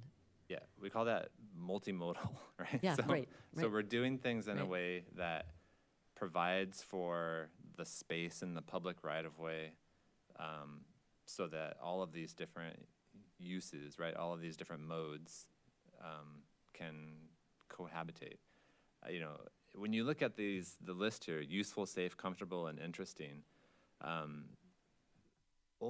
so much of this is about the surrounding land uses, the development, which is just not something that we have. And we've had this discussion, about how much of Urbana is actually walkable by the definition of a Jeff Speck, or people who talk about this term, right? Downtown is probably one of the few places, or, parts of the. Downtown and campus. Yeah, and the university, right, are the places that we would consider to be walkable.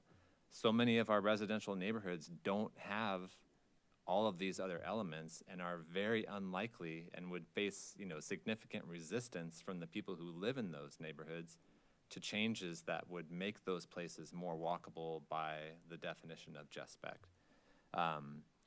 Now, does that mean that we can't do a better job of making, the conditions of walking in those places when people have the opportunity to do it better, right? Yeah, we can. I mean, we can put in sidewalks, we can put in streetlights, right? We can address, issues of vacant lots and things like that. But I just think we've got to be careful about the message. I mean, so much of the value or the use of the comprehensive plan is about its signaling, right? The message that it sends to people who look at it. And I just don't know that the way that this is described right now is really doing the kind of thing that we're intending, or what I'm hearing, in the way you're describing it, what we're trying to achieve. Yeah, well, so Because one As- other thing, you talk a lot about, like, at the start, you were talking a lot about development. Like, we want to make sure that we don't have development that isn't walkable, right?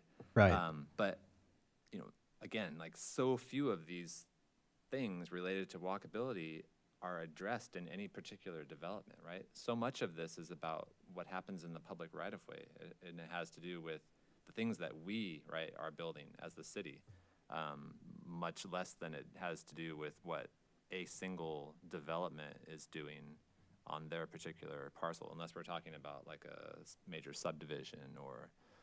Yeah, I mean, and so I think I pointed this out maybe at one of the last meetings. But my prime example, and this is something I would never want to see happen again, is how Schnucks has been developed. And I was actually going to put in some slides about Schnucks and how horrible it is to walk to Schnucks from every direction except the southeast. And then it's not great. And that was a planned unit development.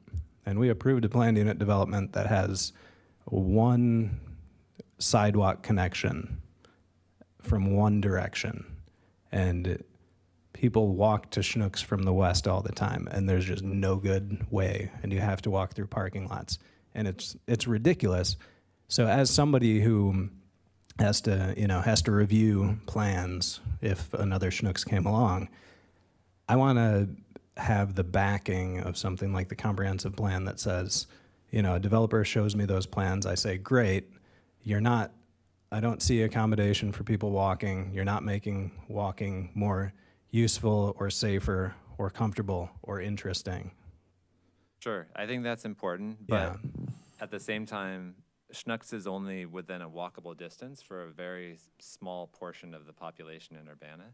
A lot more people probably bike to Schnucks than walk to Schnucks, and even more people drive to Schnucks. So it's, again, the balance of these things, right? So how do you accommodate and plan for and have, regulations or site plan review such that it's accessible by people who are walking up to it, which are gonna be a fairly small portion, right? But also accessible to people who are biking to it, and accessible by people who are driving to it, which Right. doesn't just deal with the site itself. It has to do with the much broader network of mobility and connections between areas of the city. And I guess one reason that I, thinking back, originally wrote this as make walkability the default setting is that, since World War II, we have made driving the default setting. And that's, and that's why we have most of Urbana that doesn't meet the definition of being walkable, because we just said, hey, we're just gonna accommodate driving as the default. So it's just kind of trying to flip that on its head and be like, it's not, if there were another Schnucks that came along and it were super walkable and it had zero parking, I wouldn't be like stamping approval on that thing, like there's going to be parking. People are going to build parking for something like that. It's just making sure that they're actually accommodating people who aren't driving, right? Right. I mean, well, my point is that it's as much a question of urban form as it is Yeah. about what happens on a particular site, right? You would have to have multiple Schnucks, right, spread throughout the city, or have the development of the city be much more dense so that you have more people living within that half-mile radius of the Schnucks for it to be really walkable, for people to be willing to walk to Schnucks to do their grocery shopping. Yeah. If we're talking about incremental change that we're Right, prioritizing, yeah. that's not going to happen anytime soon or at a very quick, rate. So Right. No, and I will acknowledge that. balance Yeah. between these different modes of how people get around. I agree that we have four criteria here, and I don't see it as 1, 2, 3, and 4. I really see safe needing to be needing to be primary in the among these four, and that's what gets sold, and the rest move on. But I have a question about I have a question. Can Urbana set I see a lot of stoplights with a yellow rectangle surrounding them. Is the city of Urbana able to declare those? Does it have the authority to set speed limits everywhere in the city? I don't know what the state law is. I believe they made some changes a while back that would allow you to set a default speed limit citywide, but for a long time, I think the lowest you could go was like 30 miles per hour citywide. But I think they may have changed that. Audrey probably knows much better than I do, so if you want to ask her to come up. But she cited several other communities around us that have already done it. And I'll just point out, so I think that is a great idea, but as Mr. Huber pointed out, it's a matter of design as well. So, we're not going to say 20 miles per hour speed limit everywhere where it's not posted and magically people are going to drive 20 miles per hour because the streets are designed to drive 45 or 50. But it's a start, and I think that's something we can look into. I love the broader conceptualization of all of the various ways that people could take advantage of spaces, including walking, driving, transit. So I even think about maybe, how do we think about the most inclusive language? I'm going to differ. I actually think all four of these are important. In the middle, in climate change, comfortability matters because nothing's going to be walkable if there are not trees and those kinds of things. So safe is good, but not dying of 110 degrees. Those things all matter.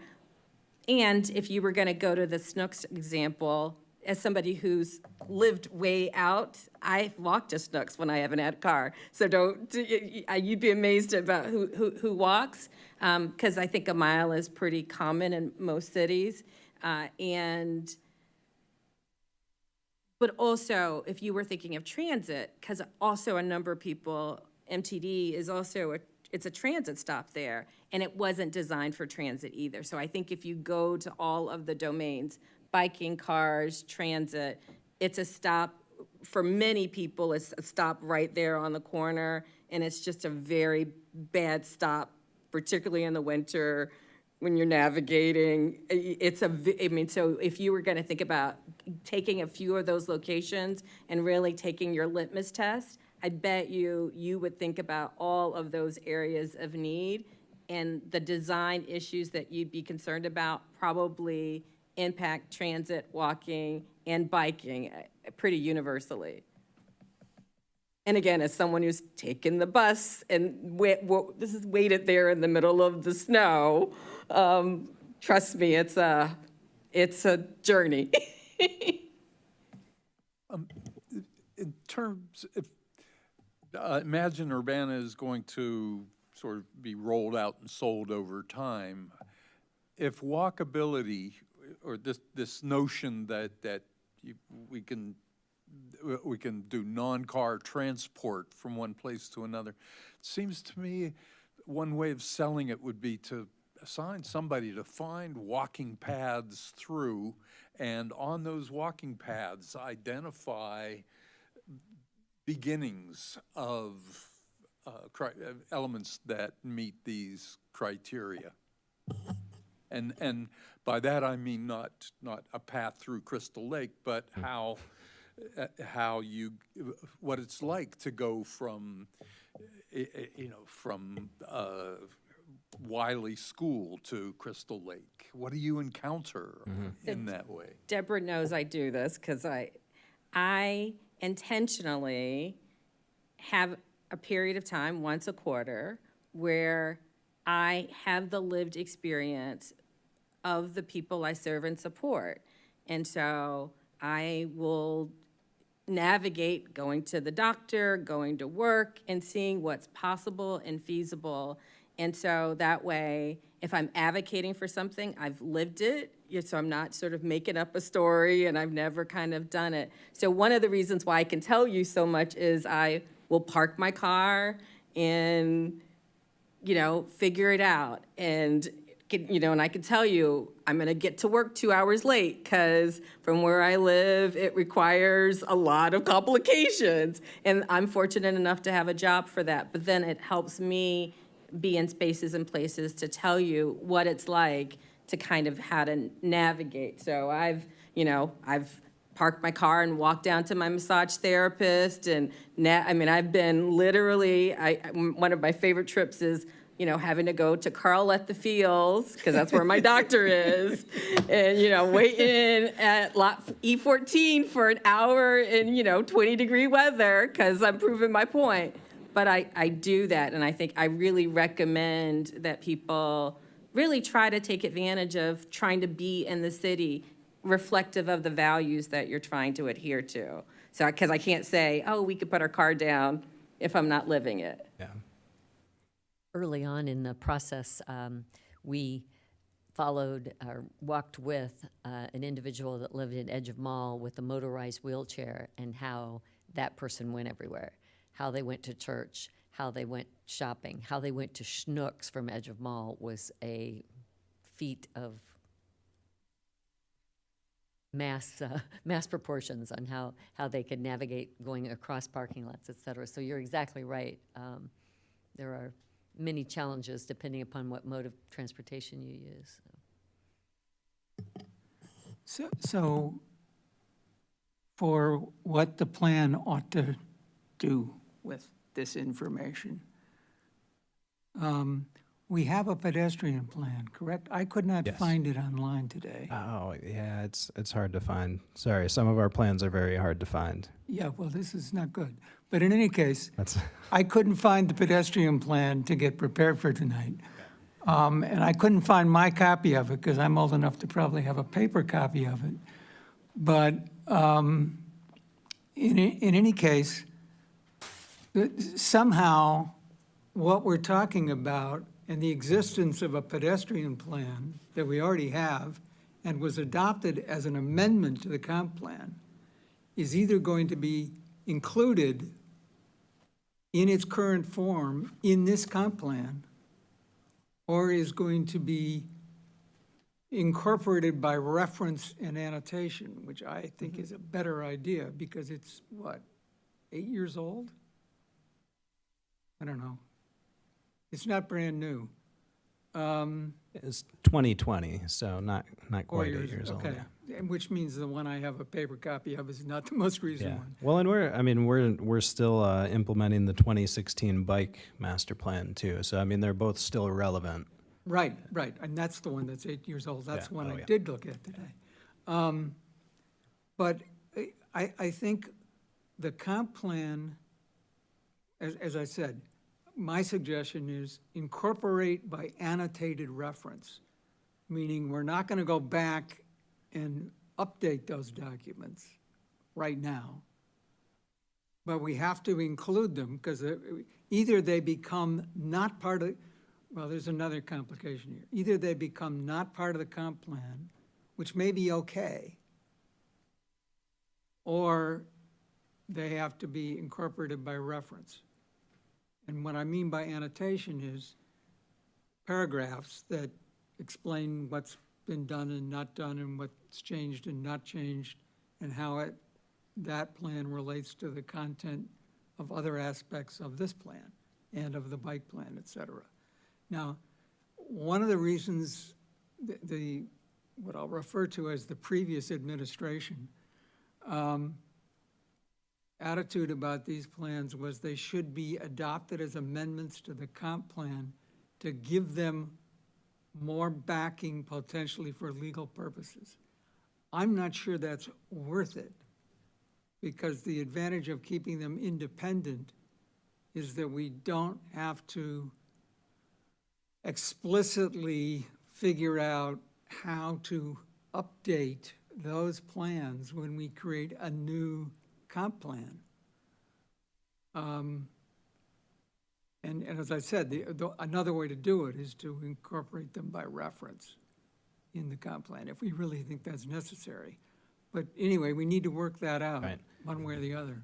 Yeah, and it's on our to-do list to have staff meetings about how we're going to incorporate all of the other things that have been incorporated into our current plan into this new plan. Right. Because that's a necessary thing. And in the current draft, under background and trends, we did say we're acknowledging existing plans, and we have links to those plans and what they are. But I think we're talking about staff, we need to go a step further. And, Yeah. which ones are really, were adopted as part of the comp plan. And whether we want to adopt them now and so Right. forth. Yeah, I realize that. Yeah. So I'm assuming we're getting sort of toward the end of this conversation, I don't know. But in reference to the pedestrian plan, there are a couple of places, and again, I couldn't find it today, so I may be out of date. Silver and Vodder is missing streetlights and sidewalks. It's been written up. I found a student master's project on it from 2015 that has all the details. The police chief has cited it as reported in the News Gazette. We're building sidewalks somewhere, and we're talking about walkability in downtown and campus and, you know, the good spots. What's the explanation for why nothing's happened there? I don't know. I do know that we have done some projects for our equity and quality of life projects to install streetlights in areas, you know, that have historically been disinvested in. And I know somewhere in here we talk about focusing on our community development target areas, which are something that we update over time. I'm guessing that Silver is probably, or Silver Water is probably in a community development target area. It So we may might be but able to one of the do- problems with the target areas is that they're census tract or census block group. And sometimes the census block groups, because of the ecological spatial fallacy, don't actually include the little points where things actually have to be done. And my recollection, looking at a map, is that Silver Water may be one of those places. Yeah, well, and we're in the process of updating those target areas based on the newer data that's out there. In any case, this is another part of the make walkability the default statement that sort of gets me. It's focused on Jeff Speck's view of the world, and that's a downtown, higher density, partially commercial view of the world. And many, the East Main Street, the East University, the Silver Water, the Learman, the East of Wiley School, these walkability problems, meaning explicitly the missing sidewalks and streetlights, don't seem to be the center of attention. It seems to me they should be. And there's, right, so let's pick Silver Water, because that's a great one. It's because of the complexity, because if you get to 3 blocks over, because people put it as a monolith, 3 blocks over, it's housing, it's sidewalks, it's graduate students, it's people who've been in the neighborhood for a long time. It's just the 3 blocks from, I forget what street, that Philo are, Road. that are, no, not No. even, it's Philo, 3 blocks in, that are all apartments. But once you get past the apartments, everything else in the neighborhood is lovely. You just have like a parcel that has no lights and no sidewalks, but people put it under the same umbrella, but it's not. Right, that's what I'm, It's only 3 blocks, like, and It that's gets what- missed. Yeah, so it gets mixed, but I hate that people talk about it as a monolith, because it isn't. It's a very lovely area. I have staff over, it's just beautiful, but people but have one conceptualization that's just not accurate. But the 3 blocks that you're talking about, you're right, are underserved and underrepresented, and, it's because it's all rental. And, okay, I mean, this goes back to fiscal responsibly annexation and fiscally responsible development. And if we want to actually care for a mix of everybody welcome in Urbana, I think we've got to frame our stuff differently. Anyway, that's. Sorry. From my point of view, you may have more to say. Okay, I'm looking at the clock. We're already past 9 o'clock. Just making that statement. We're on a roll. Was there a comment you wanted? Can you come up to the mic so that the audience at home can hear what you have to say? There is a EQL project for adding sidewalks and streetlights to Silver between Fletcher and Philo. So that is the Silverwater neighborhood. And I think that that's actually being done right now. I think it's, yeah. How about the lights? They're also doing lights. Oh, yeah, I think the lights were delayed by the manufacturer. The other thing I wanted to suggest is that I understand the objection to saying walking is the default, as if we're almost not considering these other modes, but I do want to argue that walking is fundamental to being a human animal, and that it would be okay to say walking is fundamental and will be a fundament of any project that we were doing, because every single person eventually is a pedestrian or on a accessibility vehicle. 20% of Urbana does not have access to a vehicle. And Schnucks is the closest affordable grocery to the entire north side. So I don't think these things can at all be dismissed as trivial. I mean, these are huge items. And to deny that we're fundamentally walking animals is to buy right in to where the corporations want us to be. And we're going to see that in the next 4 years. So I think this is our opportunity to say we have human values in this town. You know, we stand for humanity, who are animals, in fact, but not for falling down to a corporate culture that's told us you are not real, you don't exist unless you're driving. I think that's about all I have to say. I was going to mention just a couple little side things. The house on Washington that you showed was a wonderful example. There was a bicycle shop was started in the garage next to it, in that house next to the house. I believe, is it 907? Your house? Yeah, and that bike shop became Paul's Bike Shop, and then went on to Eugene, Oregon, and became 3 Paul's Bike Shops. and it started right there in that mixed-use area. And I don't know if this is anywhere in there, but again, having some variability in West Urbana, like we mentioned. My house has a 5-foot front yard, that I absolutely love, and I'm like, why can't everyone have a 5-foot yard? Because when you walk by, you can hear everyone gossiping about you, you know, in the summer. I mean, it just makes for such a more human culture.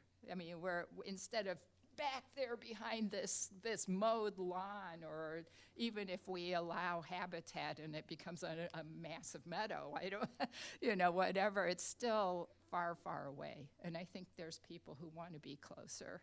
So I think that variability is exactly what makes Woona so charming, as has been mentioned. I have for the moment.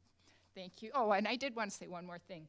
Sitting here has just given me so much faith in Urbana now that I really honestly had just begun to lose in dealing with only engineering topics. So, thank you so much. Thanks. Okay. Sure. Did you want to? Sure, yeah. Sure.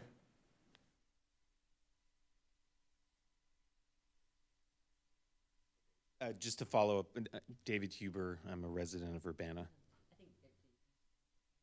Well, no, could you sign in? I don't think you signed in before. That mic's not working. Oh, that mic's not working. Okay. Oh, I thought you were So the trying to get him recording to picks sign it in. up. Okay, my name's David Huber. I'm a resident of Urbana. Just to clarify from my first comments, the 2005 Comprehensive Plan Future Land Use has a note north of Washington between Philo and Vine, residential urban pattern, and then south of Washington, closer to Cottage Grove and Philo, says residential suburban pattern. Now, what's the difference? It's the same zoning with the same development regulations. So to me, that's raising a bigger point of saying it's that thing, but it's the development regulations are the same. So I think a lot of this is, I mean, it's when it's R3, the setbacks are the same. So to me, an urban pattern is something about closer setbacks, block faces that are fewer driveways and so on, but our zoning ordinance doesn't perform that work, is, I guess, what I want to say. Another thing to point out is that I guess I would like to see maybe revisiting some of the examine urbana that occurred 2 years ago, because this always stuck with me and I was able to find it. There's a section on racial segregation, okay? Understanding the history of segregation in urbana is important at understanding how and why the city looks the way it does and can help our community devise relevant local solutions to address those issues. In the mid-20th century, in contrast to mostly white neighborhoods south of University Avenue. So we're talking about a street, and we keep doing this, saying this is doing something up there below this street, and this is, but anyways, that is the dividing line. So in contrast to the mostly white neighborhoods south of University Avenue, banks would not lend, realtors would not sell, and landlords would not rent to African-American households. African-American households were forced to live in the north side, at the time unincorporated urbana, in substandard homes without banking, blah, blah, blah. And it goes on. So I just thought I remembered that, and it stuck with me. So here we were using roads. And what's wrong with that? What's I mean, that's a statement of history. no, there's nothing wrong with the statement of history, but I think there's still, to the point of these roads that divide, and using that road to make it harder to get between those two sides. That's my critique. So you're talking easier to about it keep- as the effect of, I mean, much of that was simply the shorthand for a location that people knew of where the divide was, because it wasn't actually right at University, because the hospital was north of University and some other stuff was north of University. Both hospitals were. And they were not considered part of the north end. So I think that reference is simply geographic shorthand. Now, there may be another distinction, which may be what you're trying to get at, that it's harder to cross University Avenue. But I don't But think. that keeps people in their respective places is the point. Okay, And that's what you're trying to say. is yes, and if we do not promote bridging that river, that- Okay, we are keeping people in geography that is convenient to some people, right, okay. to keep other people from walking, from mixing, essentially.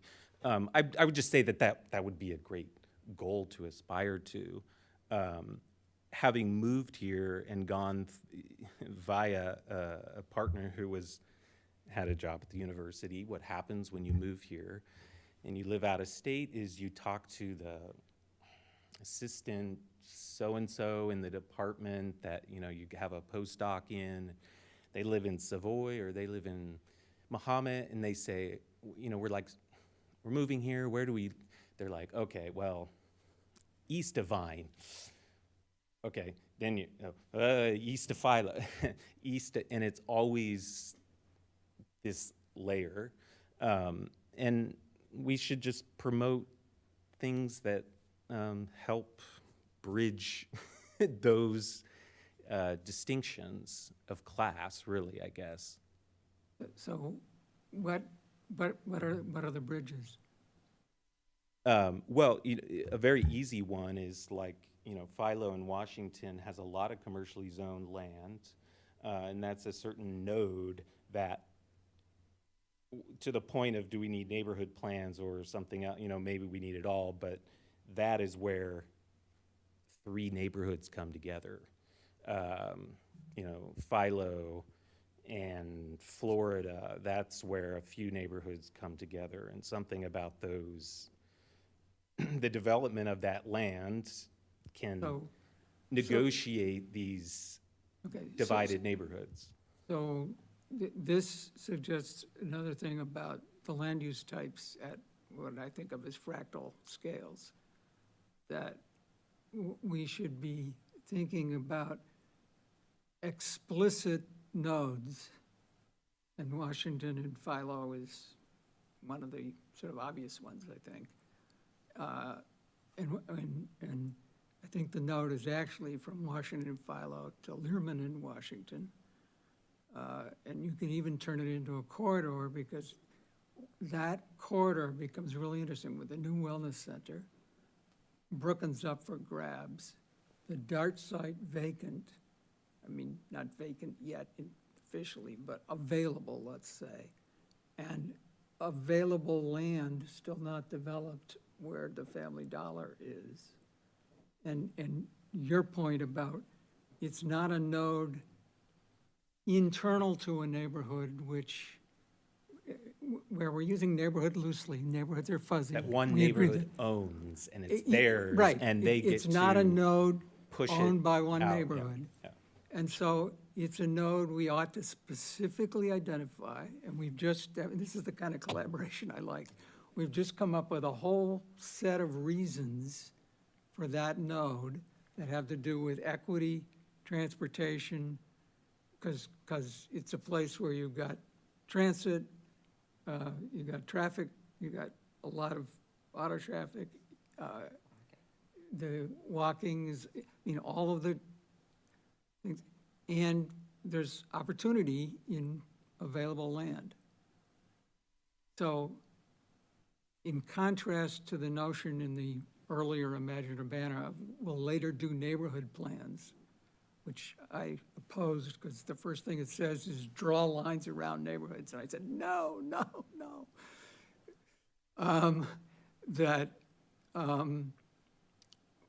We should think in the and the other reason I said we shouldn't do neighborhood plans is because the issues are connections among neighborhoods, not neighborhoods themselves.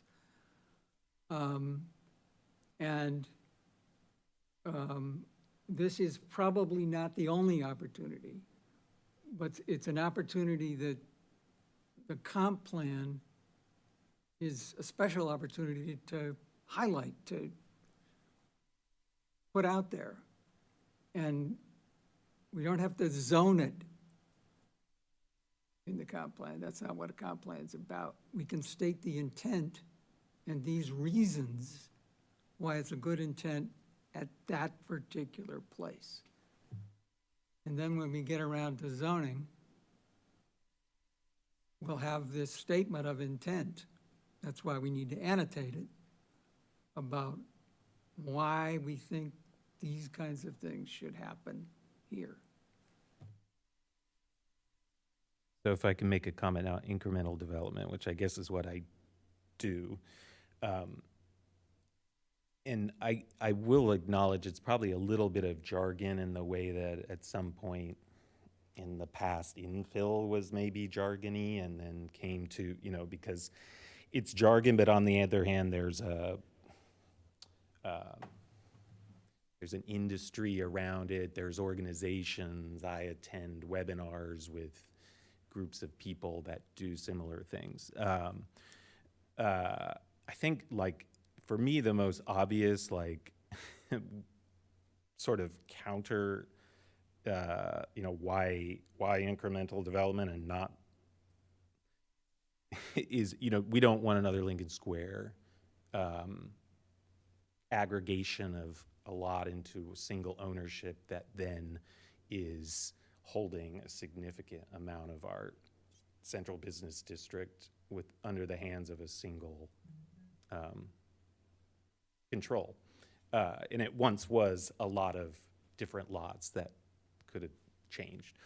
And I think it keeps coming up. The city tells, we would like Lincoln Square to be something. And it's and then Jim Webster says, well, it's private property, So it's just this untenable thing. Anyways, but it is about I think like a developer ecosystem is kind of my understanding as well of like incremental development, that you need sort of these different actors to perform different work, and a lot of that relates to finance and what access to capital they have and the kind of capital that can go to certain projects and not another project and so on. I think like we are in a weird, I think it is hard to get the smaller development ecosystem here, but for other reasons. But I guess the question is sort of like, it was the verb promote, because yeah, for me it's kind of like how, and I'm not quite sure how you promote it. I think like to the point of the ecosystems thing, I think there's a big difference between big and small developers. Like my understanding of larger developers is like they make money off of money, managing capital, asset management fees, and so on, that someone like me just does not. You know, the opportunity zone thing in Campus Town was about deferring capital gains and making money by eliminating capital gains. So it is a series of financial abstractions that are, it's another thing. So there's something immediate about smaller scale development, I guess, to the point of, is it speculative? Well, it can't, because it just has to, it's just more less abstract. Therefore has to be kind of responsive and probably responsible, because it's just occurring. There's a different risk profile or something for the developer. Probably like it's possibly like not possibly counter-cyclical, but it probably fills in some of the gaps in cycles of what one kind of development can do. You know, they say, oh no, we're not, capital's too expensive. Well, I'm continuing to build stuff, but I build such a slow rate that I can just keep going rather than churn everything off. I guess to the point of how, and this is too far into the future, but because it's zoning related, but is like, we don't really have zoning incentives. I think in the MOR there is something about like you don't have to go through a certain review if you have an existing building that you convert, you are sort of incentivized to save that. In any case, because it's often the discussion, we need more affordable housing, you know, and it's like, how do we get there? We don't have the means to subsidize it. So what are the other tools we have to subsidize it? I know in cities like Portland and, you know, these kinds of places doing fancy zoning reform, you know, there's lot split incentives if you keep the existing house. That I don't know, it's far, but I don't like the hollowness of saying promote, and I just don't want it, I want there to eventually be meat behind it. So I'm just thinking out loud, how could we actually promote it? Because more than just like, yes, great idea. I also think that it possibly,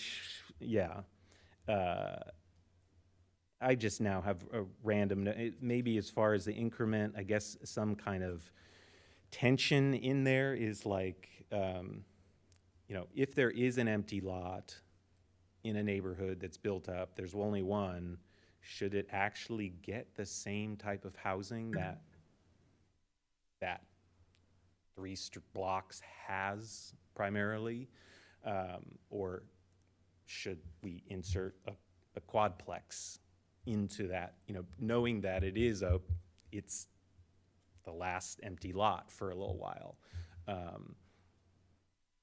I guess that's just a question of continuity versus diversity or something like that. From my point of view, the way I look at everything and why I brought the duplex question, and many people talk about this, is when you do have vacancy, and that is the opportunity to create a mix and to force the continuity in when there is generally stability. Now, the boogeyman is always that that's going to set off instability, and there goes the whole neighborhood, but we know that that's not actually occurring in this market. So I guess, yeah, that tension of, I don't like incremental when it seems sort of, I get the politics of it being kind of soft and gentle and so on, but there's, how do we sort of, push it a little bit as well? That it's not jumping in scale from this to this, but, when we go that increment, how do we get here? Our zoning is not very good at detaching sort of, what would you call it, units or occupancy from form, right? Like, shouldn't we allow the same bulk with unlimited number of units? Possibly in certain, we don't, so we end up with weird proportioned houses because it can only be 1 or 2 units. We're not creating the kind of housing types, studios, 1 bedrooms within. These are just the thoughts as well of increment. And I know that some cities will give further, FAR or whatever regulates bulk or mass based more on units within a building rather than just simply the overall. You're the experts on this. It's just throwing a lot out there. Walkability, to me, the great irony of this city is like, we basically need to be more like campus, because when I go to the places that are heralded as like these walkable places and so on, they're basically adopting a lot of the things that campus had, and you use the photo from campus. But I guess that's just an eternal tension here, that if you live and work on campus, you want to get out of campus where everything stops all the time and there's crosswalk, et cetera. But it's not a bad model, and it's very close. One other sort of thing is, I guess, sort of like taking more just like, if we are promoting infill and resisting annexation, there are certain facts now about our city that are somewhat set. And one for me is like, we're not an alley city. We didn't develop with a lot of alleys compared to some cities. And we have a policy of eliminating alleys if they're proposed. That's all to say that, there's a lot of things that are good design features for walkability, but at this point, like, we have a lot of driveways and we're not having backloaded garages. Meaning, like, that's what I sort of contend with on a day-to-day basis when I'm thinking about designing a building in Urbana and how it relates to the urbanism. And I don't have an alley. I don't want to put a garage, et cetera. But to me, there's a certain denial of that in some of the literature that I've seen, like on Missing Middle and so on. You'll never see a garage in those little cartoons by the Missing Middle guy or Jeff Speck, but they're part of what we have to design around if you design and build in Urbana.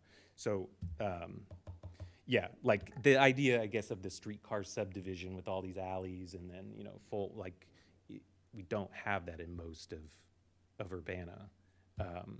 We have a lot of detached houses and garages. So anyways, so I guess that's just a little bit of pushback on some of the romance of the incremental development people, because if you look at the images of the kinds of houses they like, there's a certain pattern, and it's not just aesthetic. There's certain fundamental things to our city that prohibit or make that a challenge to achieve that. So how do we get there within what we have? That's it. Sorry to keep you. Thanks. That's great. Thanks for both of your comments.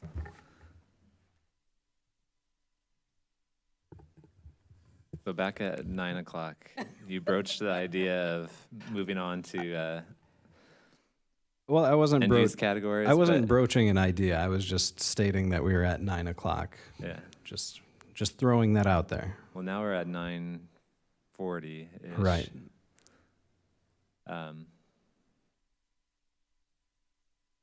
What are we? So the next topic is the land use categories? Future land use. Yeah. Future land use descriptions. I think it's worth at least getting started, but I'm not the only one here, and maybe not for other people. What's everyone's thoughts on this? Deb votes for a break of some sort, it sounded like. So, okay. Do we We got push it another meeting then? in 2 weeks. Yeah, we do. Yeah, our next meeting is it 2 weeks? I haven't looked at a calendar. Yeah. I mean, we could just devote a study session at that meeting to this, to the future land use. Yeah, that'd be the 21st. Or if you wanted to. So in addition to the doing future land use at that meeting, we could come back, even as you started this session, with an update on, the Yeah. revisions you're making. That'd be an opportunity to get some of this other stuff out in front of the group, because the sooner we get to that, there's presumably 2, at most 3 more meetings before Christmas, before the end of the year. Yes. And we're going to need all of them, I think. Yeah, I would say future land use, but also, I mean, there's just some other content that doesn't exist in the draft and that we'll need to think about where it fits, like the mobility maps. Yeah. So, which are related to the future land use, one would hope. So some of this other content, we could spend some time looking at and discussing that as Okay. well. Thinking like the development opportunity, development suitability maps that have been made, which relate to some of these other big ideas, thinking about where something like that. So would you want the next meeting then, future land use maps, but maybe just all maps? Would you Sure. ha- Yeah, Yeah. maybe just a broader map discussion? Yeah, well, the future land use is not just a map, which I think Right. is something that we Right. be part of Yeah, that we discussion. talked about the but yeah. annotations and then character, yeah. Yeah. So, but yeah, I think that would be good. And then also, what Lou mentioned, Yeah, just to recap. more of an update on where we're at. And if you could get us an Provide- outline provide before an that meeting, outline, that would be yeah. great. Yeah. Yeah. Okay. And presumably there's text and such to go with all the things that are in the draft or simply listed as maps or documents or whatever. I mean, there's lots of pieces that progress may be made on that we can talk about. I mean, as tonight, the idea is to deliberate about where we are and move forward, not the notion that something is finished and we're checking it. Understood. All right. Anything else? I want to thank both of our members of the public for hanging around and providing us with such great comments. Really appreciate that. Bring your friends, I know. Yeah.